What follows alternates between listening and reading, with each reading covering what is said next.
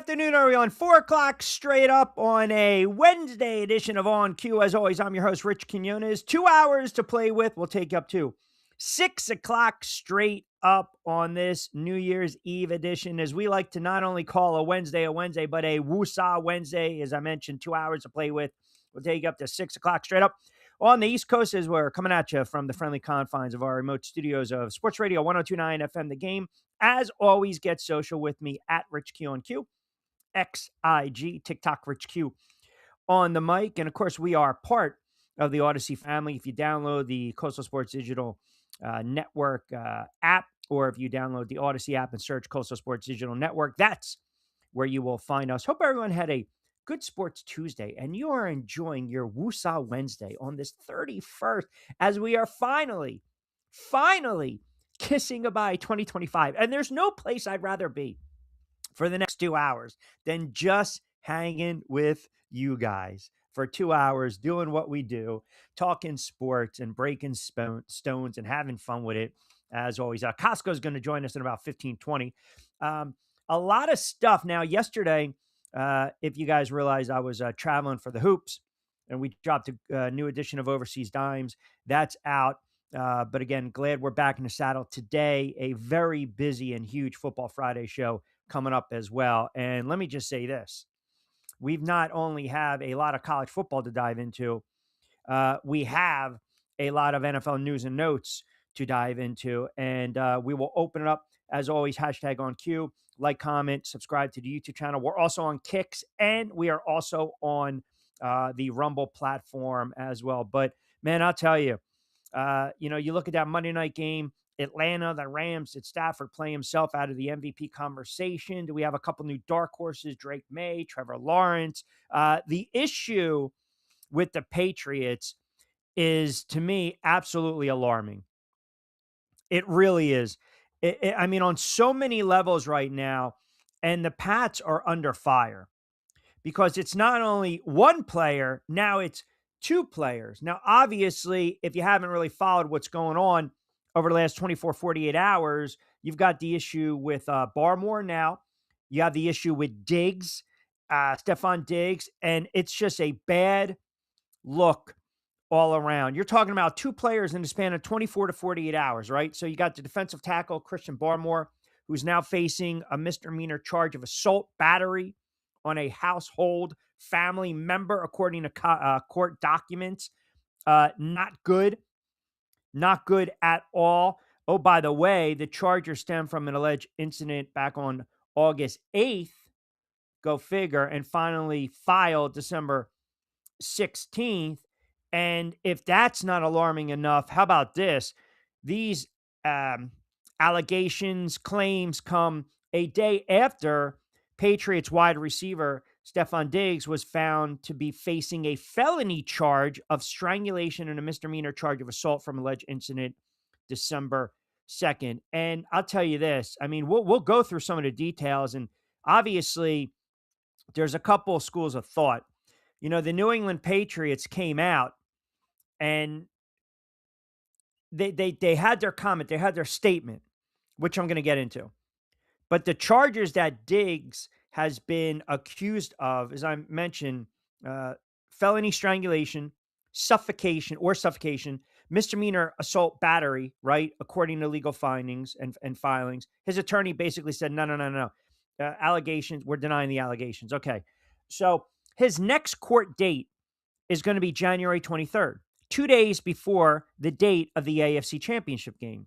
Now, where this is very important, there was a statement from the New England Patriots that came down on Tuesday. And they basically said, we're aware of the accusations that have been made regarding Stefon Diggs. Stefon has informed the organization that he categorically denies the allegations. We support Stefon. That's huge right there. And I'm going to tell you why. They're going to continue to gather information, fully cooperate with the Shield, the league. We all know that. Now, that tells you right there, the Patriots, you're talking $1 billion entity, right? Franchise. They got lawyers out of the yin yang. They got security. They got cameras. They got guys getting followed around. They do their due diligence. They got they know the local police. They know everything. And it almost tells you that they're saying we believe in the player because we also believe these accusations could be false. Now, by saying they support him, that's huge. Now, the Pats might be siding with Diggs, but I got news for you guys out there, especially Pats Nation. That doesn't mean that the NFL is going to side with a star receiver. And who the hell knows if he's going to play another down this season? And think about this. The NFL could come out because it's all about the optics and perception, and they can turn around and place him on the dreaded commissioner's exempt list. Essentially a suspension, because they're going to conduct their own investigation, which, if we're really being honest, hypothetically can last through the playoffs. Then they had to come out a day later and talk about another player getting in trouble, and their comments were vastly different. If you read between the lines, right? The matter remains part of an ongoing legal process. We will respect that process, continue to monitor the situation closely as we over the past few months, and cooperate fully with the league. Translation, they're pissed off. They're pissed off. So that tells you a couple things. That tells you that this is, again, the optics, bad look. I'm not, listen, and I can tell you guys this right now, and I already see some of the comments on X and some of the comments coming in. I'm not going to sit there and tell you that it's a conspiracy. I'm not going to sit there and tell you that it's a shakedown. I have no idea what to think. I have absolutely no idea what, you got Cardi B coming out, and basically now there's a report that she got on the phone and basically said that, hey, you know what? Let's not. There's no reason to take this any further. Okay, why would you even get on the phone with the alleged victim? Nobody knows exactly if this is a shakedown or not. Listen. I will say this: you hear stories like this, and there's always two sides to every story. There's a flip side to the coin. There always is, right? And whether someone's picking up the phone, telling somebody to back off, it's not fair to say, why is something being reported now, right? Well, December 2nd, it's a day after they hosted the Giants on Monday night. The woman confronted Diggs about money she believed she was owed, personal chef. Diggs allegedly became angered, got violent. You can't sit there and say, well, why did somebody wait? Because you're not in their shoes. You have no idea. Nobody knows, because sometimes victims don't come forward. And I'm not saying he did it. I'm not saying he didn't do it. All I'm saying is right now, you've got Diggs and you've got his teammate dealing with a lot of off the field issues. And the NFL does not take kindly to those issues. The NFL doesn't take kindly to those issues at all. At all. I read some of these details, right? She alleged that the male smacked her across the face, tried to push him away, tried to choke her using the crook of his elbow around her neck. Not good stuff. Not good stuff. Look, and you never, ever, if you're a man, ever put a finger on a woman. I'm not saying he did. I'm not saying he didn't. I'm not saying it's a shakedown. I'm not saying it's not a shakedown. I need more information come out. What I'm talking about right now, you got a franchise that's trying to vie, right? You got a franchise that wants to make a run, a deep run into the playoffs, coming out of the AFC. You might arguably have an MVP candidate, an MVP quarterback, a franchise quarterback in Drake May. And now you got to deal with this headache. You got to deal with this headache. And I don't think they want to deal with this headache. And oh, by the way, still got an opportunity, to get home field, top seed. So you're dealing with a lot of stuff right now if you're a Pats fan, and you're also talking about players that contribute, that have played well. Talking about a wide receiver that had almost close to 1,000 yards. Just got the incentives the other day getting in the end zone. So Rabel, he's going to have his hands full right now, and he's already speaking to the media, met the media. There's a lot of stuff. There's a lot of issues going on with the New England Patriots right now. And man, you want to talk about potentially derailing it? Wow. Phew. So you got that. The Eagles, which we will get into later on, resting players. I find this fascinating too. I really do, because the scenarios are pretty simple with the Philadelphia Eagles. They win their final game against Washington. They're going to secure at least the number 3 seed in the NFC playoffs, which means you are guaranteed a home game, a home wild card game. Now, you can jump to number 2, jump to the 2 seed if the Bears lose out to the Lions. This is why that 2 seed is huge. 3 seed's nice. I get a home playoff game, wild card, wonderful. But 2 seed is nicer. 2 seed is sexier. Because now, if I win my wild card game, my first game, I get a second home playoff game. So if you advance past a wild card, that's a significant advantage. So if they win and the Bears lose, they become the 2 seed. They're going to host a 7 seed, likely Green Bay, which is banged up. We don't know what the hell's going on with Jordan Love, Malik Willis. They had to sign a quarterback off the practice squad. They're in trouble. That would potentially be the wild card game and then potentially hosting the divisional round. So we'll get into that a little bit when we go inside the NFL and talk a little more. And then my whole thought on Aaron Glenn with the New York Jets, because I think it's time. And I'm trying to turn over a new leaf on a Woosah Wednesday as we close out the year. I'm not even going to waver anymore on Aaron Glenn. It's just time. Cut ties with this guy. He's a friggin' clown. Just cut ties with him. Cut ties. And I got pretty much a solution at the quarterback position. I got a solution for the Jets fan at the quarterback position. All right, 13 past 4 o'clock hour on a Woosah Wednesday edition of On Cue. Don't forget, we're powered by our good friends over at Fresh Roasted Coffee. 20% off your first purchase, BYP20. Check it out on the show notes. New episode of Back Your Plate dropping tomorrow. I believe Lloyd's in Puerto Rico. So Lloyd's like, hey, yeah, I'll jump on in the hotel. I'm like, no. The Wi-Fi is going to be horrible. Have a little Cuba Libre. Have a little rum. I don't need to worry about getting you. You're on the beach. You know what? You don't need to chime in on Back Your Plate. Don't worry about it. We'll put a little coin in the pocket nonetheless, Lloyd. But we're also powered by Three Brooks Bourbon. Get ready with tea. Played Against Sports. Also Mount the Park Charity Fund. They are unbelievable partners of the show as well. We got some comments coming in. I want to get to a couple of these comments in a moment. But how about this? How about this on a Woosah Wednesday? Now, listen, you guys know where we're at when we talk about a Woosah Wednesday. A Woosah Wednesday is to just not get me aggravated, to just kind of keep me in check so I can actually close out the year in peace. That would be something. But we decided not only did we want to close out the year in peace, because I already see the friggin' comments and the trolls coming out, we wanted savings on a Wednesday. And with that, we bring in our guy, a very good and popular friend of the show, Nick Kosko from On 3 Sports, kind enough to join us, talk a little college football. I guess I'll say to you, happy early New Year's, my friend. Yeah, happy early New Year, Rich.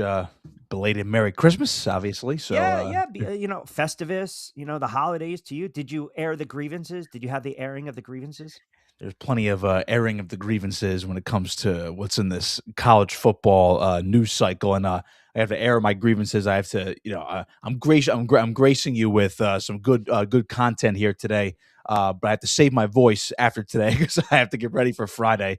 Penn State and Drexel, or sorry, Drexel and Purdue wrestling, and oh man, I'll tell you, the airing of grievances is to my health from yesterday. That's where it is. Yeah, I feel as though your voice is a little shot. Did you have broadcasts like I did yesterday? No, I did not actually. I woke up yesterday with I don't know what happened. I just woke up, lack of sleep. Obviously, that comes with the territory with a newborn. Just didn't we haven't gone anywhere the last few days, so it's been a rough 36 hours. So, but Perhaps you need a a little little better hot sleep last toddy. night. So we'll Yeah, we'll turn it around for a little 1 p.m. Start for the duel on Friday afternoon. yeah, you need a little hot toddy from our good friends over at Three Brooks Bourbon. I didn't even check, I'll by the I'll way. I'll I'll add it. Believe me, I already down a couple teas today, a couple, little Tylenol, just to get everything right. We're okay. We'll be fine. I gotta take a rest from the gym though. I think Yeah, you got to give the body a rest. Yeah. Oh no, no. Yeah. My brain says go. Body Uh, says no. hey, hey, we get you. Real quick, some updates: Iowa over Vanderbilt, 21-10. Mm. Arizona State blanking Duke, 7-0. Miami and Ohio State. You've got the Cotton Bowl Classic. Obviously, the Actually, to correct kids. you on Duke, by the way, 28-24 Duke at halftime. That game is wild right now at halftime. Wait, it. Oh yeah, hit the good old little refresh right there. Oh, and then I stand corrected. I'm sorry, 28-24. And we had And a by the way, in that Michigan, game, Texas, 17 all. as I just logged off a shift Yeah, for on 3, wow. we had another Spitgate, for that little Duke, Arizona State game. My Duke player was goodness. Duke, tight end Landon King was Wow. ejected for I spitting. shorted the listening audience about 40 points. I apologize for that. 28-24, I got it's like already hit the over, 36 which is actually windows unbelievable. open. What do you want from me? Already getting annoyed on a Wednesday. Nick hasn't even started the segment correcting me on the air, but that's okay. That's a bad job by you. Nicely produced. All right, Miami, Ohio State. I know that there's some movement with the line. I know the latest I saw 9.5, Mhm, 10. I know that the total fairly low, 40.5, down from a point from the opening line. Ohio State's team total is 24.5. Miami's 14.5. To me, I just think, okay, I look at this game. Can Miami stop the run first and foremost, right? I mean, you know that Ohio mhm, State rushing attack has been phenomenal. And is Ohio State going to be able to slow down Carson Beck? He's been on fire of late. I mhm, think 11 touchdown passes, one pick over his last 4 games. He's completing 75% of his passes. mhm, So that to me is kind of like the battle within the battle. And we saw Miami defensively look really good last week. Oh, by the way, I had Miami outright. Thank you very much. But here you go. I'll tell you at this moment, I am actually taking Miami in the points. Really? Yeah, Interesting. And now, sure are you thing. taking Miami outright or just the points here?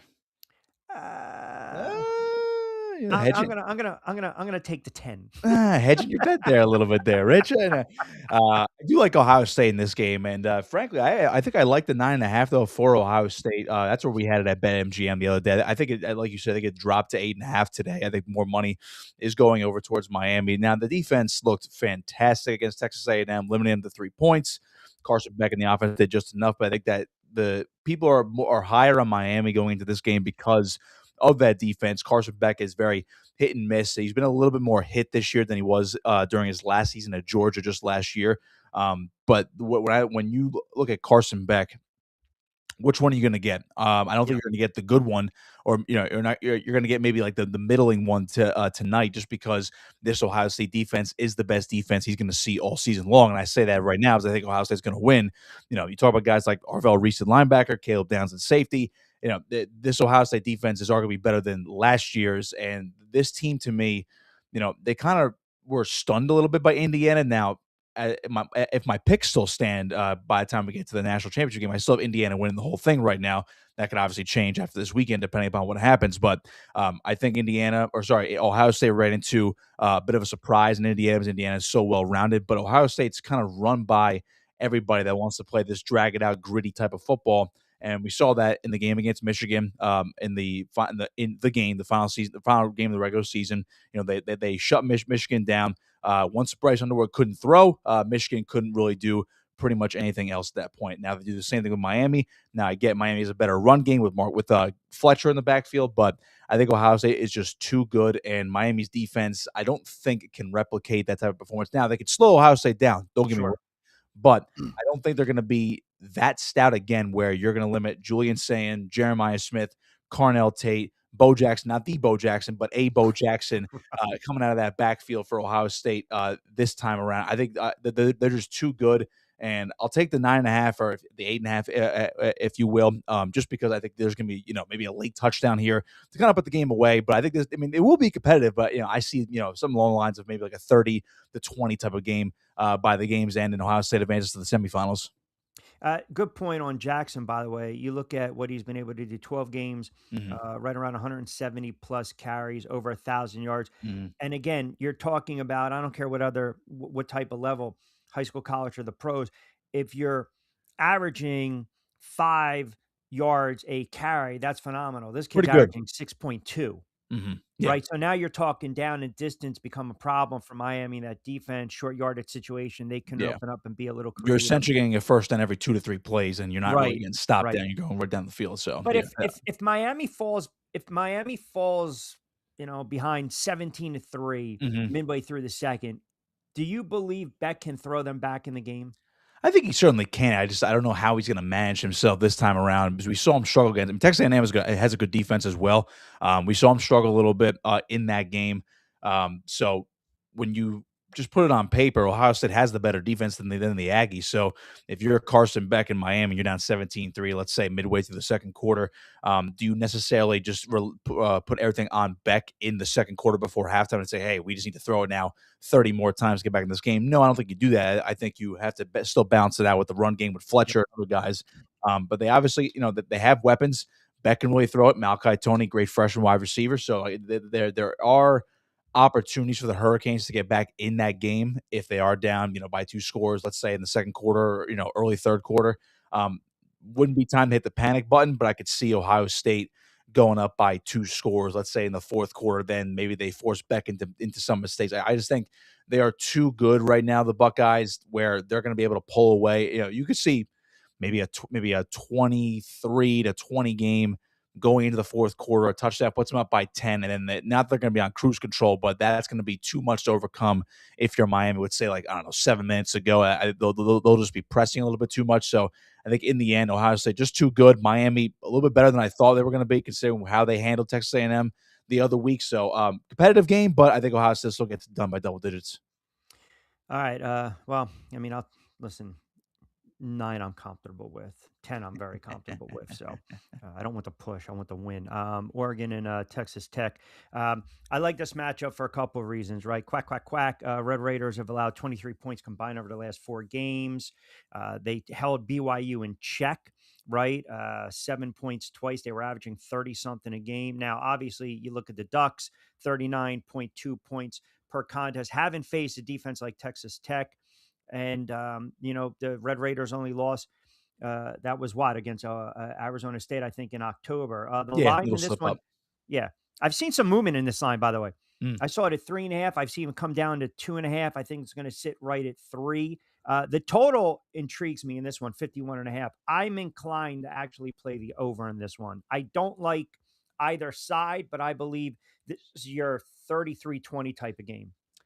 Yeah, probably. I could see the over. I don't think this is going to be a blowout. I think Oregon showed last week. Now, albeit I think it was James Madison, so Oregon showed their Well, we knew that moxie was and going to their be, yeah. yeah. I mean, they showed what that game was early on. I know JMU had a nice second half rally, but Oregon kind of took their foot off the gas, then put the starters back in, and then or they had wherever it was, they had like half their starters in, but then they started giving up some you know plays where they really shouldn't have been giving up. So JMU, nice little second half rally, but I don't take it. I take that with a grain of salt, obviously, but.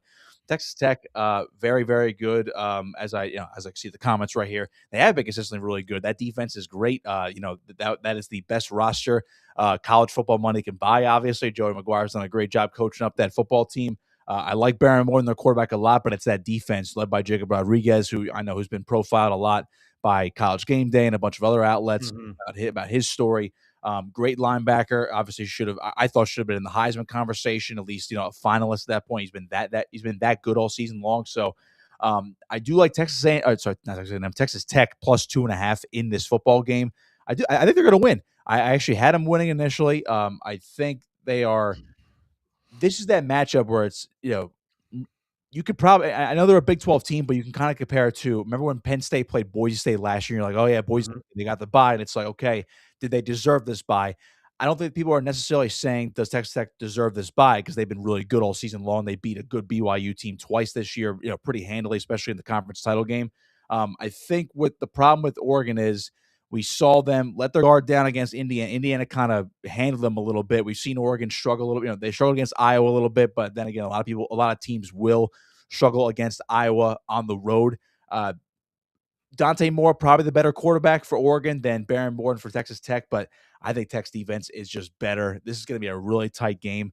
I mentioned how Ohio State can run by Miami and win by 2+ scores. This game might come down to a field goal in the end. I just think Texas Tech is going to get it done. I don't see them advancing any further than the semifinals after winning this game, but I do think Texas Tech does win this game. Plenty of rest. I don't think there's going to be rust in this game. Now, granted, it could be the opposite effect where Oregon had to bye last year's the number 1 seed, undefeated, and they got blitzed by Ohio State. Now, Oregon played the first week. They played JMU, kind of like almost a warm-up game. No offense to JMU in the playoffs this year, so they can come out firing in this game, only 10 days later. But I do think Texas Tech is not getting enough credit based on what Oregon has done the last few years and how they've approached this, where like, okay, Dan Lanning is the next great coach to win a national championship. I think a lot of conversation has been steered away from Texas Tech going into this game. So I do like Texas Tech. That's my, upset special of the week, so to speak. They're the higher seed and they had the first round bye, but I'll take the Red Raiders plus 2.5 here. I don't think it's an upset. I don't. And I agree with everything you're saying. I think their defense is vastly overlooked and underrated. They're phenomenal. Their linebackers fly to the football. And that's where I'm going, especially against the run. And you go back to that game for Oregon against Indiana, and Indiana was able to keep them in check. They held them to 20 points. They could not run the football. Or the Ducks averaged 2.7 yards a carry. I think if Texas Tech, they start to, there's no threat. I mean, once you start stacking the box, you're going to dare them to now beat you in the passing game. I tend to agree with you. I think Texas Tech, I think Oregon's right for the upset. I like the Red Raiders in this one. Hey, we're in agreement. That's why it's a Woosah Wednesday. Well, because, again, I don't want to get too, because I'm already getting it with some of these comments. And by the way, I can't believe I've only had this cup for like years on the air, and everyone say, they're breaking the stone saying, did I get my cups from Fresh Roasted Coffee? But you've had it for years. Fresh Roasted Coffee. That you guys go back a handful of years. Come on now. My 26 shows are brought to you by Fresh Roasted Coffee. Right? All right. Bama, Indiana, pretty simple for me. I think it comes down to the fourth quarter, right? And again, who's going to be able to make the plays? Who's going to take advantage of some opportunities? Look, if we're hanging our hat on Mendoza, then we believe, if we're in agreement, then he's going to have opportunities to make a couple big throws down the stretch. And the other thing is kind of like Oregon and their lack of ground game. Same thing with Alabama. Alabama has not been able to establish any type of run game at all this season. I'm sure you have the updated odds because, again, I'm looking at 4 to 5 different books, but give me your Indiana -7 we have right now. Which I honestly, I'm glad I'm okay at 7. I would be a little more hesitant, 7.5, 8. I think Alabama wins this game. Really? I'm sorry, Indiana wins this game. Oh, I was going to say. Pardon me. Because I'm making a case for Indiana. Yeah. Okay. Indiana. Yeah, I apologize. All right, that's right. That's where I thought you were going. So I'm actually in agreement with you. I think Indiana actually is going to win this game in the end handedly. The -7. Now, if this was 6, if say this was 6.5, I would slam Indiana no matter what. But I am in agreement with you where if it was 7.5, 8, I'd be a little bit more hesitant. Well, hold on a second. If you think they're going to win this game handily, do you believe they're going to win this game 31-17? I think it could end up like that. I think the issue is Alabama got their, quote unquote, got their swagger back a little bit by getting the Oklahoma monkey off their back. But which Alabama's going to show up? You already mentioned the lack of a run game. Now, if Jam Miller doesn't get going or any type of run game does not get going for Alabama, Indiana is going to have a field day with their defense against Ty Simpson, who I think is a quarterback, but I think by Kurt Signetti's going to be licking his chops for his defense to go after Ty Simpson in this football game. The scenario I'll give you is if Indiana is up 17-0 on Alabama like Oklahoma was in the first round, I would say there is no way Alabama is going to mount a comeback. Then you'll see a 31-17 final score, a 31-10 type of final score in my mind. I think this game is going to be pretty competitive, though, based on that line.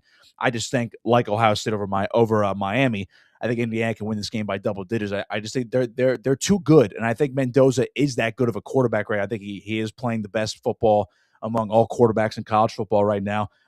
He's your future Giants quarterback, obviously, based on what the national talking heads want to say, Stop with the. I which is a mean, bunch of that now which is a see bunch of that nonsense, by the that way. will allow me to make this segment shorter than it has to be with that kind of comment I'm a right believer there. in Jackson Dart. Don't you worry. I think Mendoza's he's the Heisman winner for a reason. I think he's Yeah, that good. He's that poised. We yeah. saw in the Big Ten championship game after he got whacked on the first play. His brother comes in for a play. Then Fernando comes back in. And I know it wasn't a high scoring Big Ten championship game, but he was poised, made the big throws when he has to. We've seen it all season long.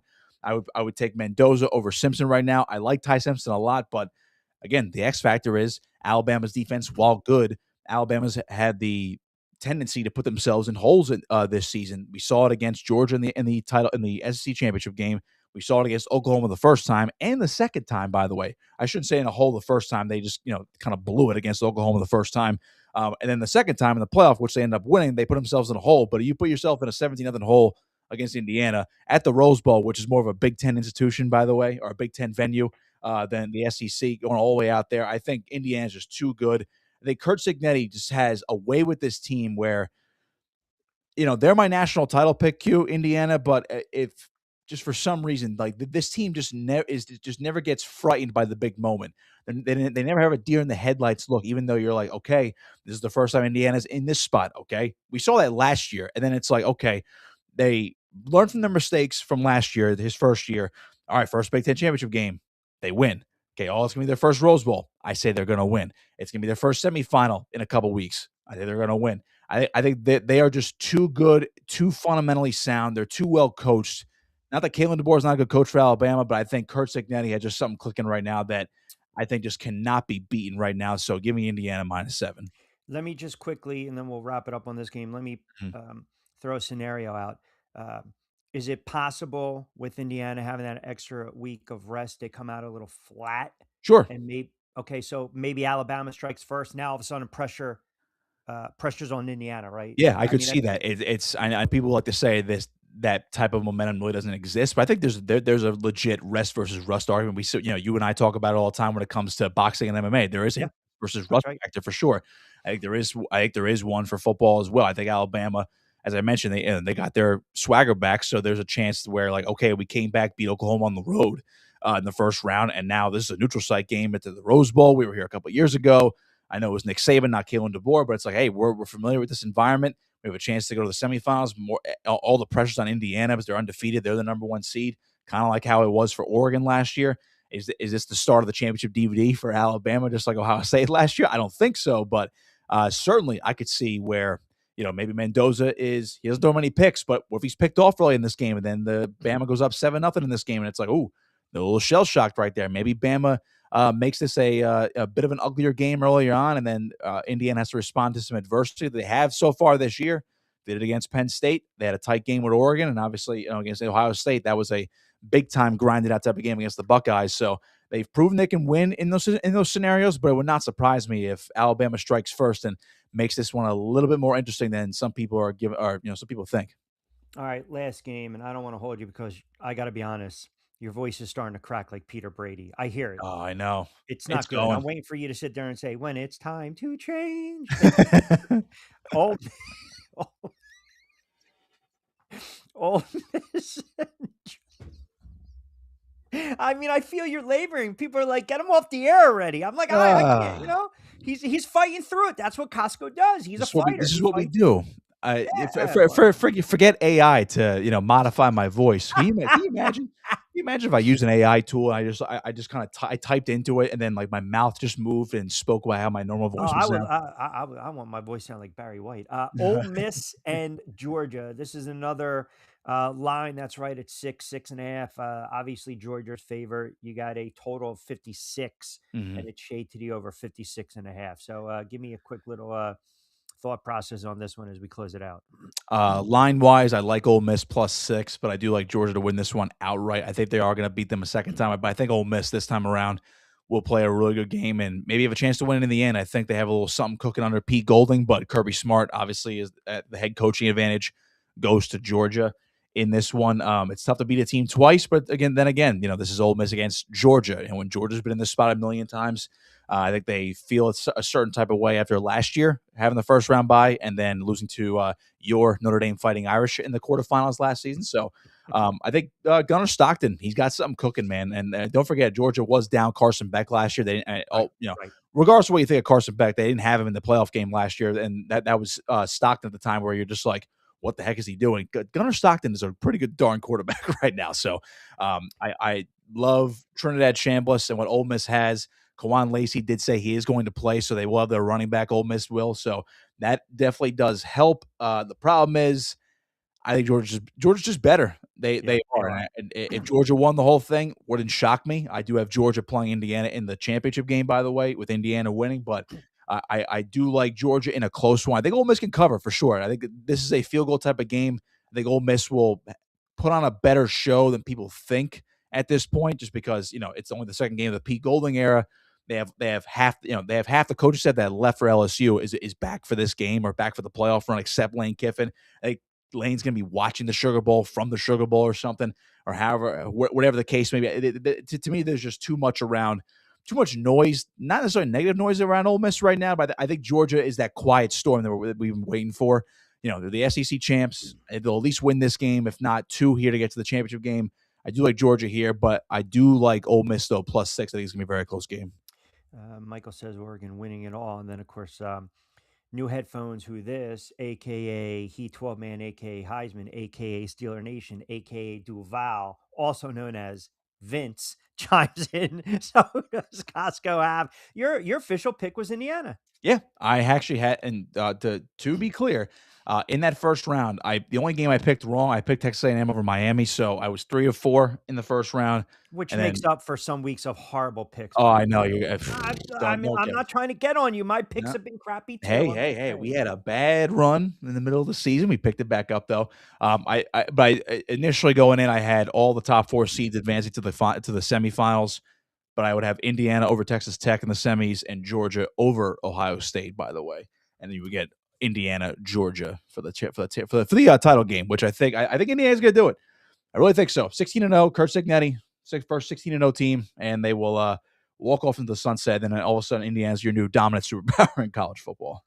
Listen, stranger things have happened. I know you mentioned you got wrestling this weekend.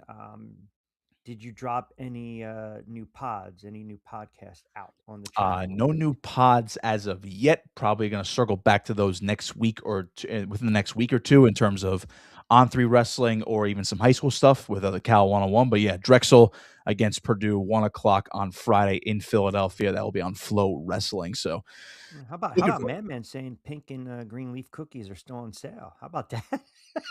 Oh, you can get them really cheap now. Now it's post Christmas. I mean, come on, this is the time to buy all that Christmas stuff. Get the Italian That's cookies. actually true, believe it or not. My You wife know already bought wrapping paper for next year because it was what? like Are you kidding me? no, I'm not kidding you. 70% off or whatever the hell it was. You know, the worst thing is when they keep playing Christmas music after Christmas or they play it like in October. I think I shared this story a lot of times on the air over the years, so I We probably apologize have. if I'm It has to repeating be myself. after Thanksgiving. The Well, decorations and music happen after Thanksgiving, let and me tell then you, when I worked at the famed, historic, esteemed G Boys for many years, doing Christmas decorations and also working in the yard and doing trees and landscaping and then Mhm. Route 70, mind you. We used to get Christmas lights off the trucks in July and start to stock them in the warehouse. And then they started to put the Christmas stuff out in mid friggin' September. No, And the music started no. in October. Oh man, So we can't have that. who you telling working 12-hour shifts? When I hear Bing Crosby for the friggin' 50th time in a day, it can drive a man in. I mean, it's torture. Well, Rich, have yourself a merry little rest of your show at this point. Hey, listen, I greatly appreciate all the time you've given me in the past. I'm very happy for all your success. And I enjoy it thoroughly. Look, just keep it rolling. Do you have any plans? You'll probably be counting sheep by 9 o'clock tonight. Yeah, probably. My buddy and his wife, they have a big New Year's Eve bash at her father's house. It's gigantic, but we cannot make it this year. One, there's a 2-month-old child And you're under the in weather. the other room, and And also you're I'm under under the the weather. weather. Yeah, no, we can't do this. Yeah, we're gonna probably go to bed by about 9 o'clock. After the first quarter of the game tonight, and then wake back up for the ball to drop and go right back to sleep and do it all over again. Listen, it's I can let me tell you something. You're not missing anything. No, It it's drops no. the same way Yeah. every I'm single. waiting for the year to get stuck for some reason. Yeah, Well, maybe I it'll mean, get stuck. listen, the It's like last the thing little- you want. it's like the Simpsons joke. It got stuck and then they shot it down and they counted down I can faster. tell you this: no man wants his balls to get stuck. So, That's it. I'm out of all here. right. Well, listen, you have a good New Year, brother. I Happy New Year always to you and appreciate all you. the commenters and listeners. All right, we'll do it again next week. Thank you, bro. All right, brother. You got it. There you have it. My guy, Nick Kosko. I mean, look, nobody wants to get stuck, right? I mean, you know it and I know it. Not a good thing. All right, a lot of comments coming in. Got to get some live reads in. We'll get to your comments. Quick timeout. Don't forget, it's 40 past 4 o'clock hour. We're powered by our good friends over at Fresh Roast. Fresh roasted coffee, 3 Brooks Bourbon. Get ready with tea. Quickie timeout. A lot of comments. Let's get to them. We'll take you up to 6 o'clock straight up.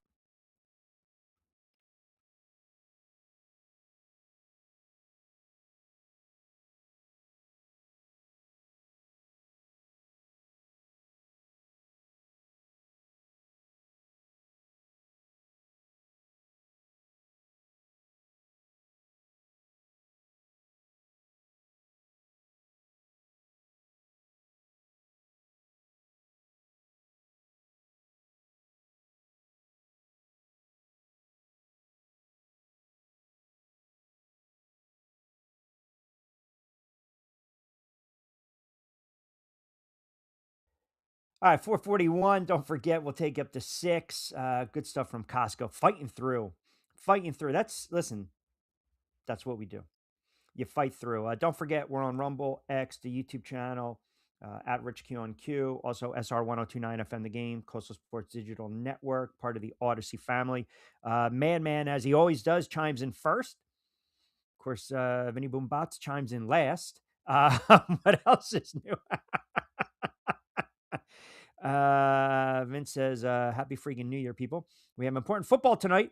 But before that, Rabel did play for Trussell, correct? Trussell had some questionable characters on his teams as well. No? Oh, that's the route we're going, right? They've got a major issue on their hands due to the New England Patriots. I mean, it can't even be, you can't gloss it over. You can't overlook it. You want to talk about issues this late in the season, potentially sabotaging your season? I mean, this is not good. This is not good. If you are a Patriots fan, oh my goodness, you got to be worried here. You really have to be worried.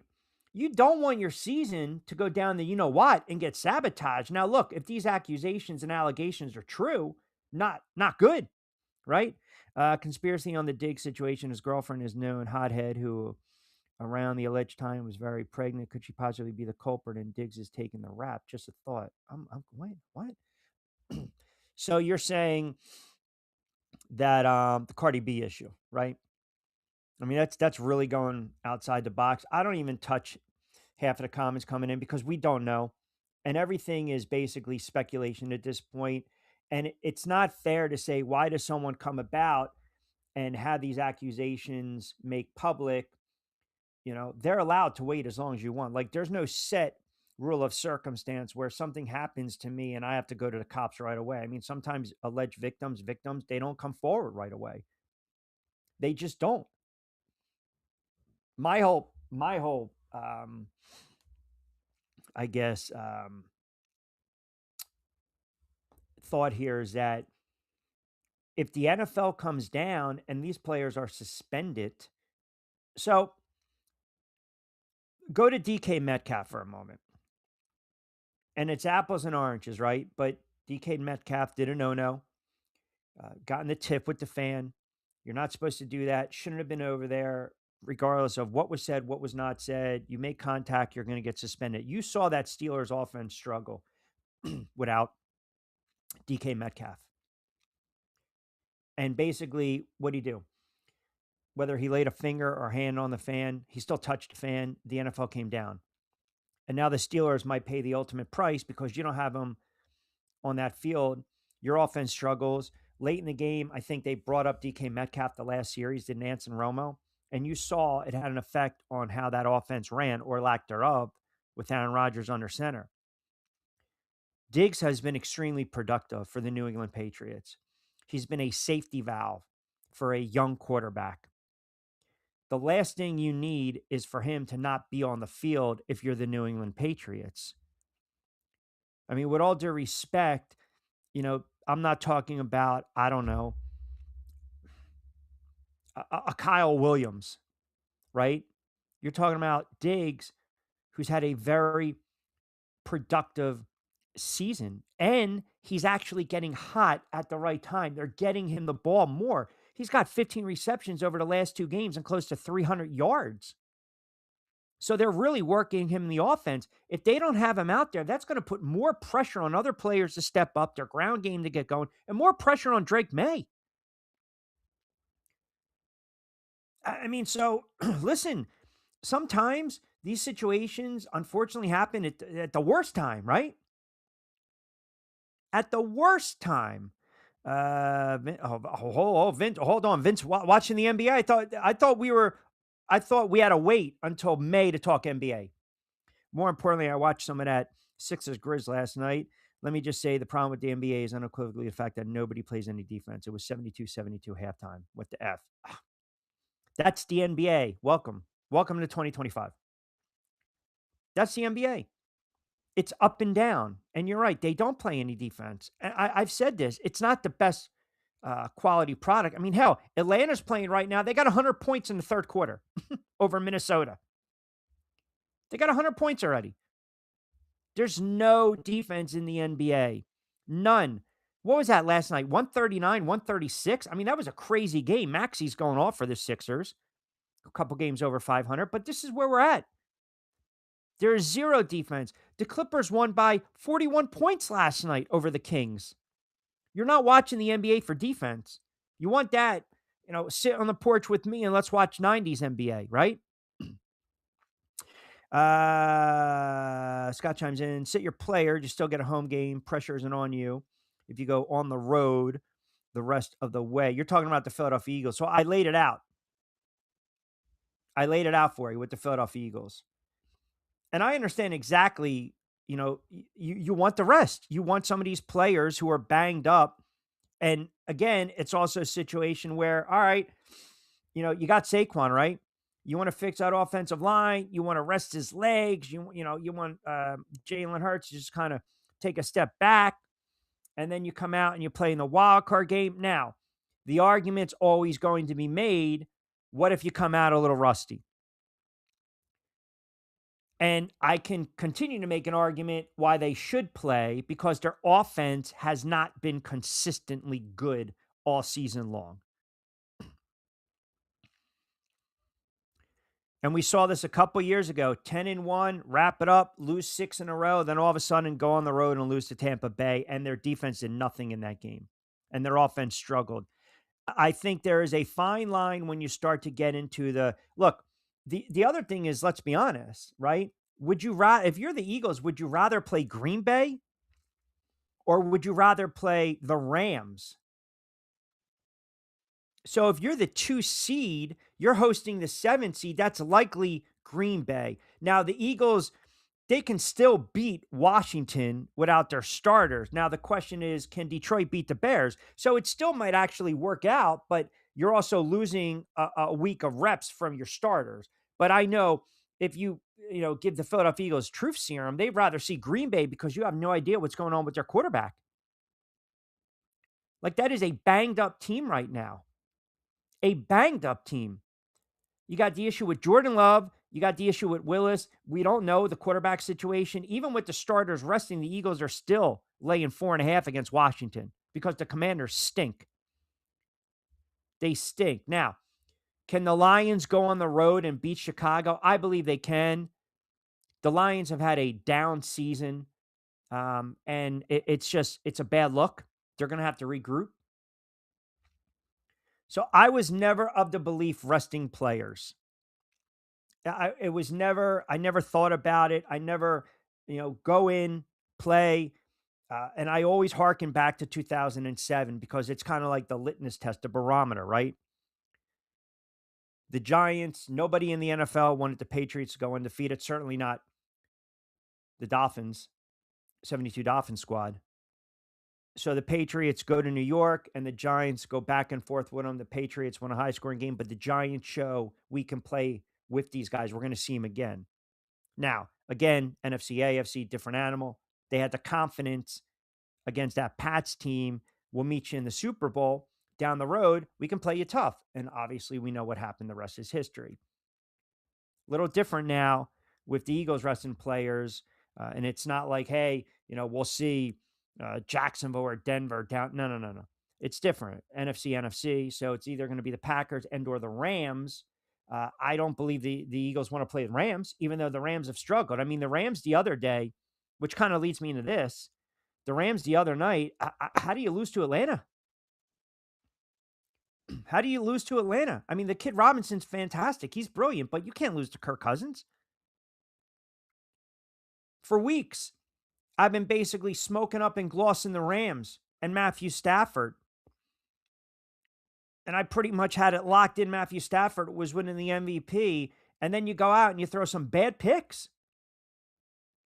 And you lose to the Falcons 27-24. Now, you want to sit there and say the officiating with the PI late? Okay. I thought when the Rams blocked the field goal and ran it back for a touchdown, the game was over. I thought the Rams were going to win the game. But they also, some of the play calling, and again, the conservative, it just, at times, I'm like, what are we doing here?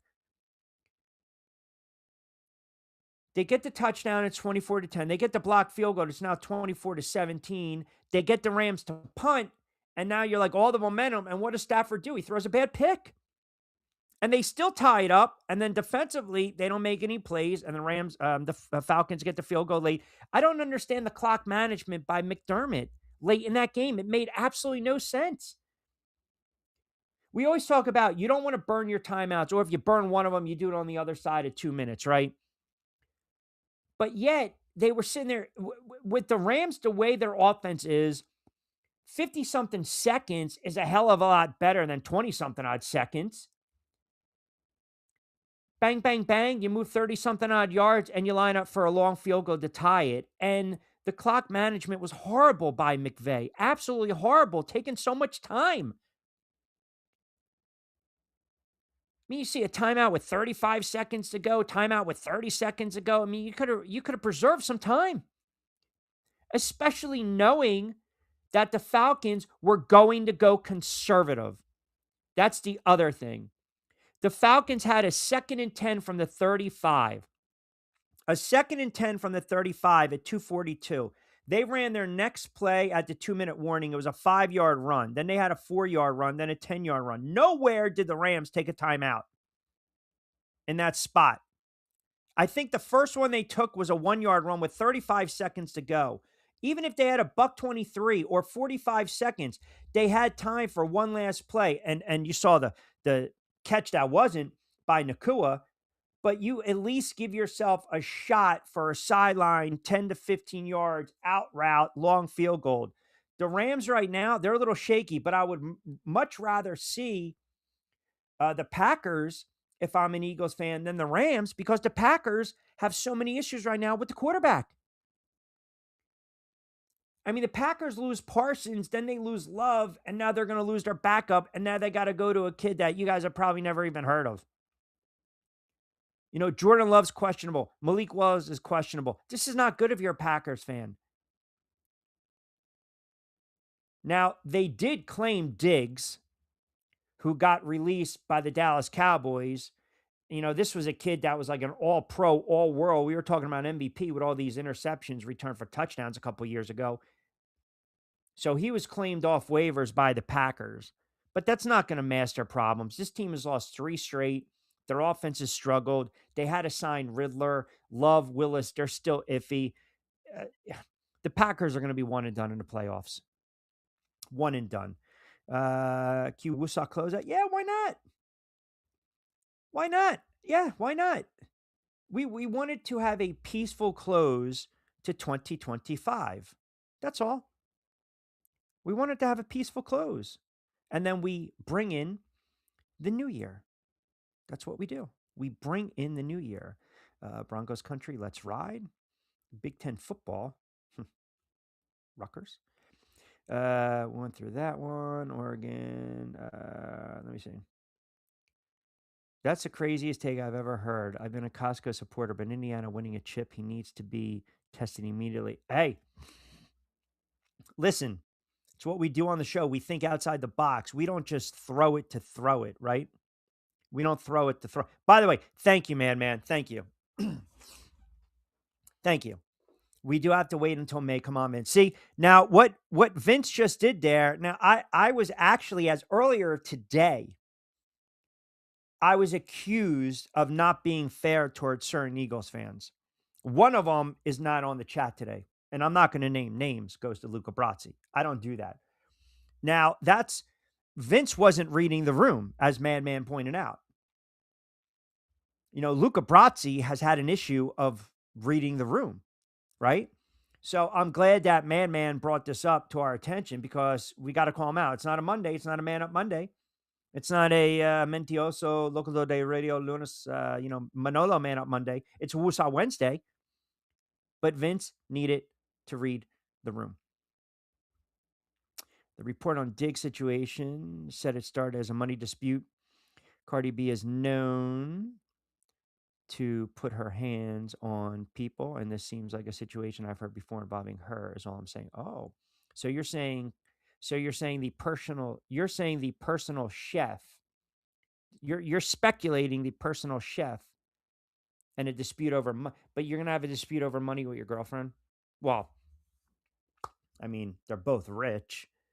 I mean, money is, the root of all evil. So you're saying potentially it's really her. Yeah, I don't know. And I'm not going to claim to know. I just know this. The Patriots came out, and the statement that I read kind of tells you what their line of thinking is. And there's two schools of thought, right? They can be siding with him, but it doesn't necessarily mean that the NFL is. And the same could be said with the defensive end. I mean, you're talking 2 incidents in 24, 48 hours. It's not good. That's not good. You talk about a guy that, hey, you run a tight ship, right? The Patriot way. Well, here we go. And they're going to play their starters. And, Harbaugh playing chess, not checkers. So New England's tied with Denver for the first seed in the conference, right? So Denver has the 2 wins over the Raiders. Denver would win the tiebreaker. So now, all of a sudden, Harbaugh comes out, and Harbaugh says that we're going to rest starters against Denver. So the Chargers win, right? So think about it. What was it, Monday? Harbaugh came out, rest the starters against Denver. And now it's like in this kind of dicey, precarious situation, right? Patriots are going to have their starters. They're expected to play Sunday against Miami. Miami would love nothing better than to beat the Patriots, prevent them from getting home field advantage. Obviously, the Patriots, they want their last shot, their last crack to get the first seed, right? And they understand clinching home field advantage over the rest of the field would be monumental, would have win on Sunday. And the Dolphins, who have kind of rolled over at certain points of the season, they start at 1-6, but they've also won 6 out of the last 9. They've got some confidence. They got some confidence. So it might be right there for the Denver Broncos. And kudos to Miami because they decided we're benching Tua. We're not going to Wilson. We're going to go to Quinn Ewers, right? And it's paid off. It's paid off. But Harbaugh, this is kind of the chess match in the NFL. And this is where, fans and especially the betting public gets pissed off because the movement of the line so much, especially if you're looking at opening lines or then potential futures. There's a lot at stake this weekend in the NFL. I mean, we know NFC South, winner in Tampa and Carolina. Someone's got to win that game. Someone's got to win that division. AFC North, Pittsburgh and Baltimore, winning in. Someone's got to win that division. It's not sexy. It really isn't. So as it stands right now, Denver, Pats, Jacksonville 3, Houston 5, Chargers 6, Bills 7. Then over in the NFC, which is crazy. Crazy. Well, not updated, I should say, because Seattle and the 49ers are playing for the top seed, pardon me. That's also a huge game. That's a monumental game. So there is so much at stake this weekend in the NFL. And some of these teams, some of these head coaches, they're playing chess. They're playing chess right now. They're thinking resting. They're thinking the best matchup possible. If I'm the Philadelphia Eagles, I do not want the Rams. I don't. I want Green Bay. They can still win and beat Washington, but you're asking Detroit to what? Do damage to Chicago that's already got playoff spot locked up? Do you think Trayvon Diggs could have been a big pickup for the Broncos? I don't know. I don't know. Wasn't it a couple years ago we were raving about this kid? But he's also feast or famine, right? We love the fact that he's aggressive and he jumps routes. And he had that unbelievable season where he had all those picks returned for touchdowns. But I also believe if you are reading into some of the reports that are coming out of Dallas, apparently, he got in a tiff over a Christmas Day dispute with Schottenheimer. And he missed a flight. And it factored into his release. Now, you're Denver. We talk about fresh starts. I get it. The player's always going to come out fresh start. Sean Payton at this point realizes, yeah, the player might help, but, there's red flags. There's red flag. I'm not saying this kid's a bad kid. That's not what I'm suggesting. I'm saying when a player gets cut and released, and then we start to learn why the player got cut and released. What the Packers are trying to do right now is salvage their season. That's what they're doing. That's what they're doing. The Packers know their secondary is so banged up. So they're like, hey, man, we can get an all-pro off waivers. And maybe he's got a little juice. He's got a little swag. He's got a little attitude. Denver's not looking at it like that. Denver's like, hey, man, yeah, sure, he can help, but we're fine. We're good. We're good. We're good. We're good. Our defense is stacked. I have confidence in the offense. We're all locked up and, stepping power. We're ready to go. And with the Packers, too, they also take on the salary. And I don't know if Denver wanted to do that. Now, it's prorated. It's prorated this year's $8.5 million base, along with $14 million in 2025, $19 million in 2027, $20 million in 2028. The Cowboys ate about $22 million in signing bonuses. So what this is basically, if you're Diggs, this is basically a 2, potentially 3-4 week rental. That's all. That's all that is. Look, 2021, he was one of the best corners in the NFL. 11 picks, right? Couple of return for a touchdown, 21 passes defended, all pro.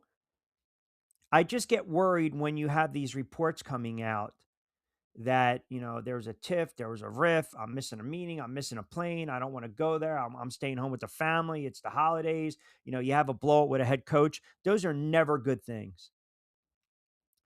Those are never good things. And also, you really have to factor in, the player's production. The player's production or lack thereof. You just got to factor it in. The Packers are desperate. They're desperate. Their secondary is banged up. Now, did they think they're going to get the digs from a couple years ago? I mean, this kid, aside from 2021, he hasn't really done anything. He's got no picks this year. He's only played in 8 games. He's got a couple tackles. He's not the player he was in 2021. He wasn't the player. Even 2022, he had a couple picks. So no, I think Denver's fine. I think Denver's fine. I really do. Do you think Tyler Schoen is the real deal? I like that kid. Look, the Saints have confidence in this kid.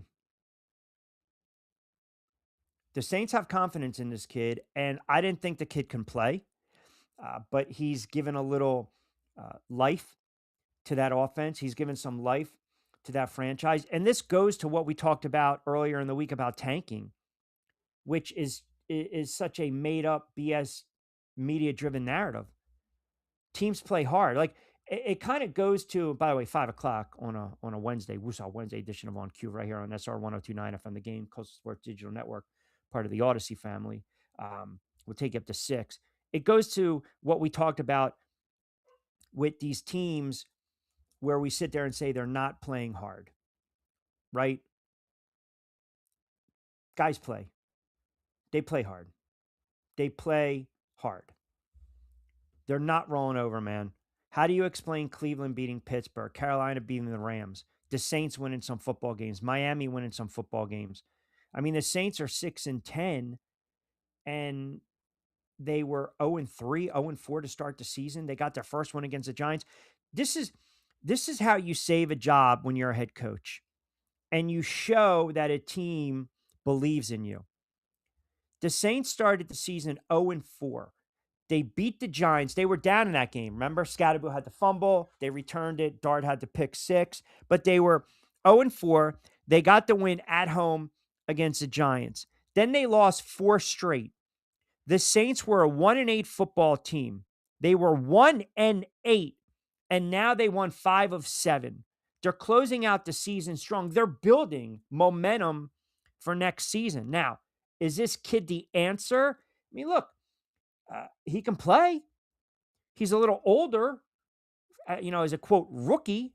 He's second-round draft pick, 25, 26 years of age. And they've got some weapons. They got to clean up their defense a little bit. I gave you a couple teams that I believe can turn it around. I think Cleveland next year, I think the win by Stefanski against Pittsburgh that really damaged an opportunity for them to make the playoffs. Now, granted, if they beat Baltimore Ravens, they win the division they're in. But the fact that the Browns beat the Pittsburgh Steelers, that win goes a long way for the Browns, for Sanders, for Stefanski, even though they've only won 4 games.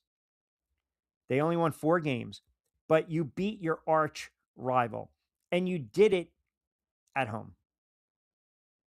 And they beat the Packers, which looks like a good win, early on in the season. They beat Miami and they beat the Raiders. Okay. But they're trying to build something. Now you get one more week, another sample size of Sanders to see if he's the answer going forward, which leads me into the Jets. There's absolutely no way, if you are Woody Johnson, you can justify bringing back Aaron Glenn. You just can't. You can't. It would be a monumental mistake. Now, there's a couple schools of thought here with Aaron Glenn. The problem with Aaron Glenn is he's beyond over his head. He's really in over his head. And the way he interacts with the media, it's just not good. Now, I'm not going to tell you that firing Aaron Glenn is going to mask all the problems that the franchise has. And the problem that I see with Aaron Glenn is that he's always backtracking with his comments. He's like pushing the goalpost further and further away when he says something. He's always backtracking. You can't tell me that effort against the New England Patriots. There are things I've learned over years. when it comes to doing this and covering the NFL and talking to players and athletes and GMs and head coaches and interviewing these guys. And I say it ad nauseum, so just bear with me for a moment. When you're not showing up, but your fan base is trying to show up late in the season, or we're talking late November, early December, or late December in nasty conditions on a Sunday in New York, and the stadium's overrun by the opposing fan base, and your handful of fans that are out there in crappy, shitty conditions, nasty weather, rain, sleet, ice, snow, you're freezing your ass off. You're paying for tickets. You're paying for the PSL. You're paying for gas, tolls, parking, food, merchandise. And you go out there and you lose a game 42-10 where the Patriots could have put up 55, 60 points.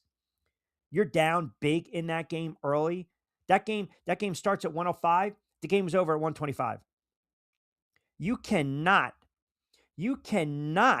sit there a day after questioning your team's effort, backtrack. You can't sit there and say our guys did not quit. Are you friggin' kidding me? You're afraid now? You just got waxed by 32 points. They haven't given the fans anything over the last couple weeks of the season. They've given them absolutely nothing. They have been lifeless. They've rolled over like a bunch of dogs. You give up 34 points to Miami. You give up 48 points to Jacksonville. You give up 29 points to the Saints, and then 42 against your rival, your AFC big brother that's basically woodshed you for 25 years. And you're going to sit there and you're not going to question the effort, or you're going to question the effort, then you're going to walk back that comment.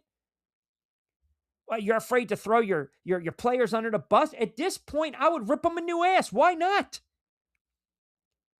He's not fit to be a head coach in the NFL. He's not.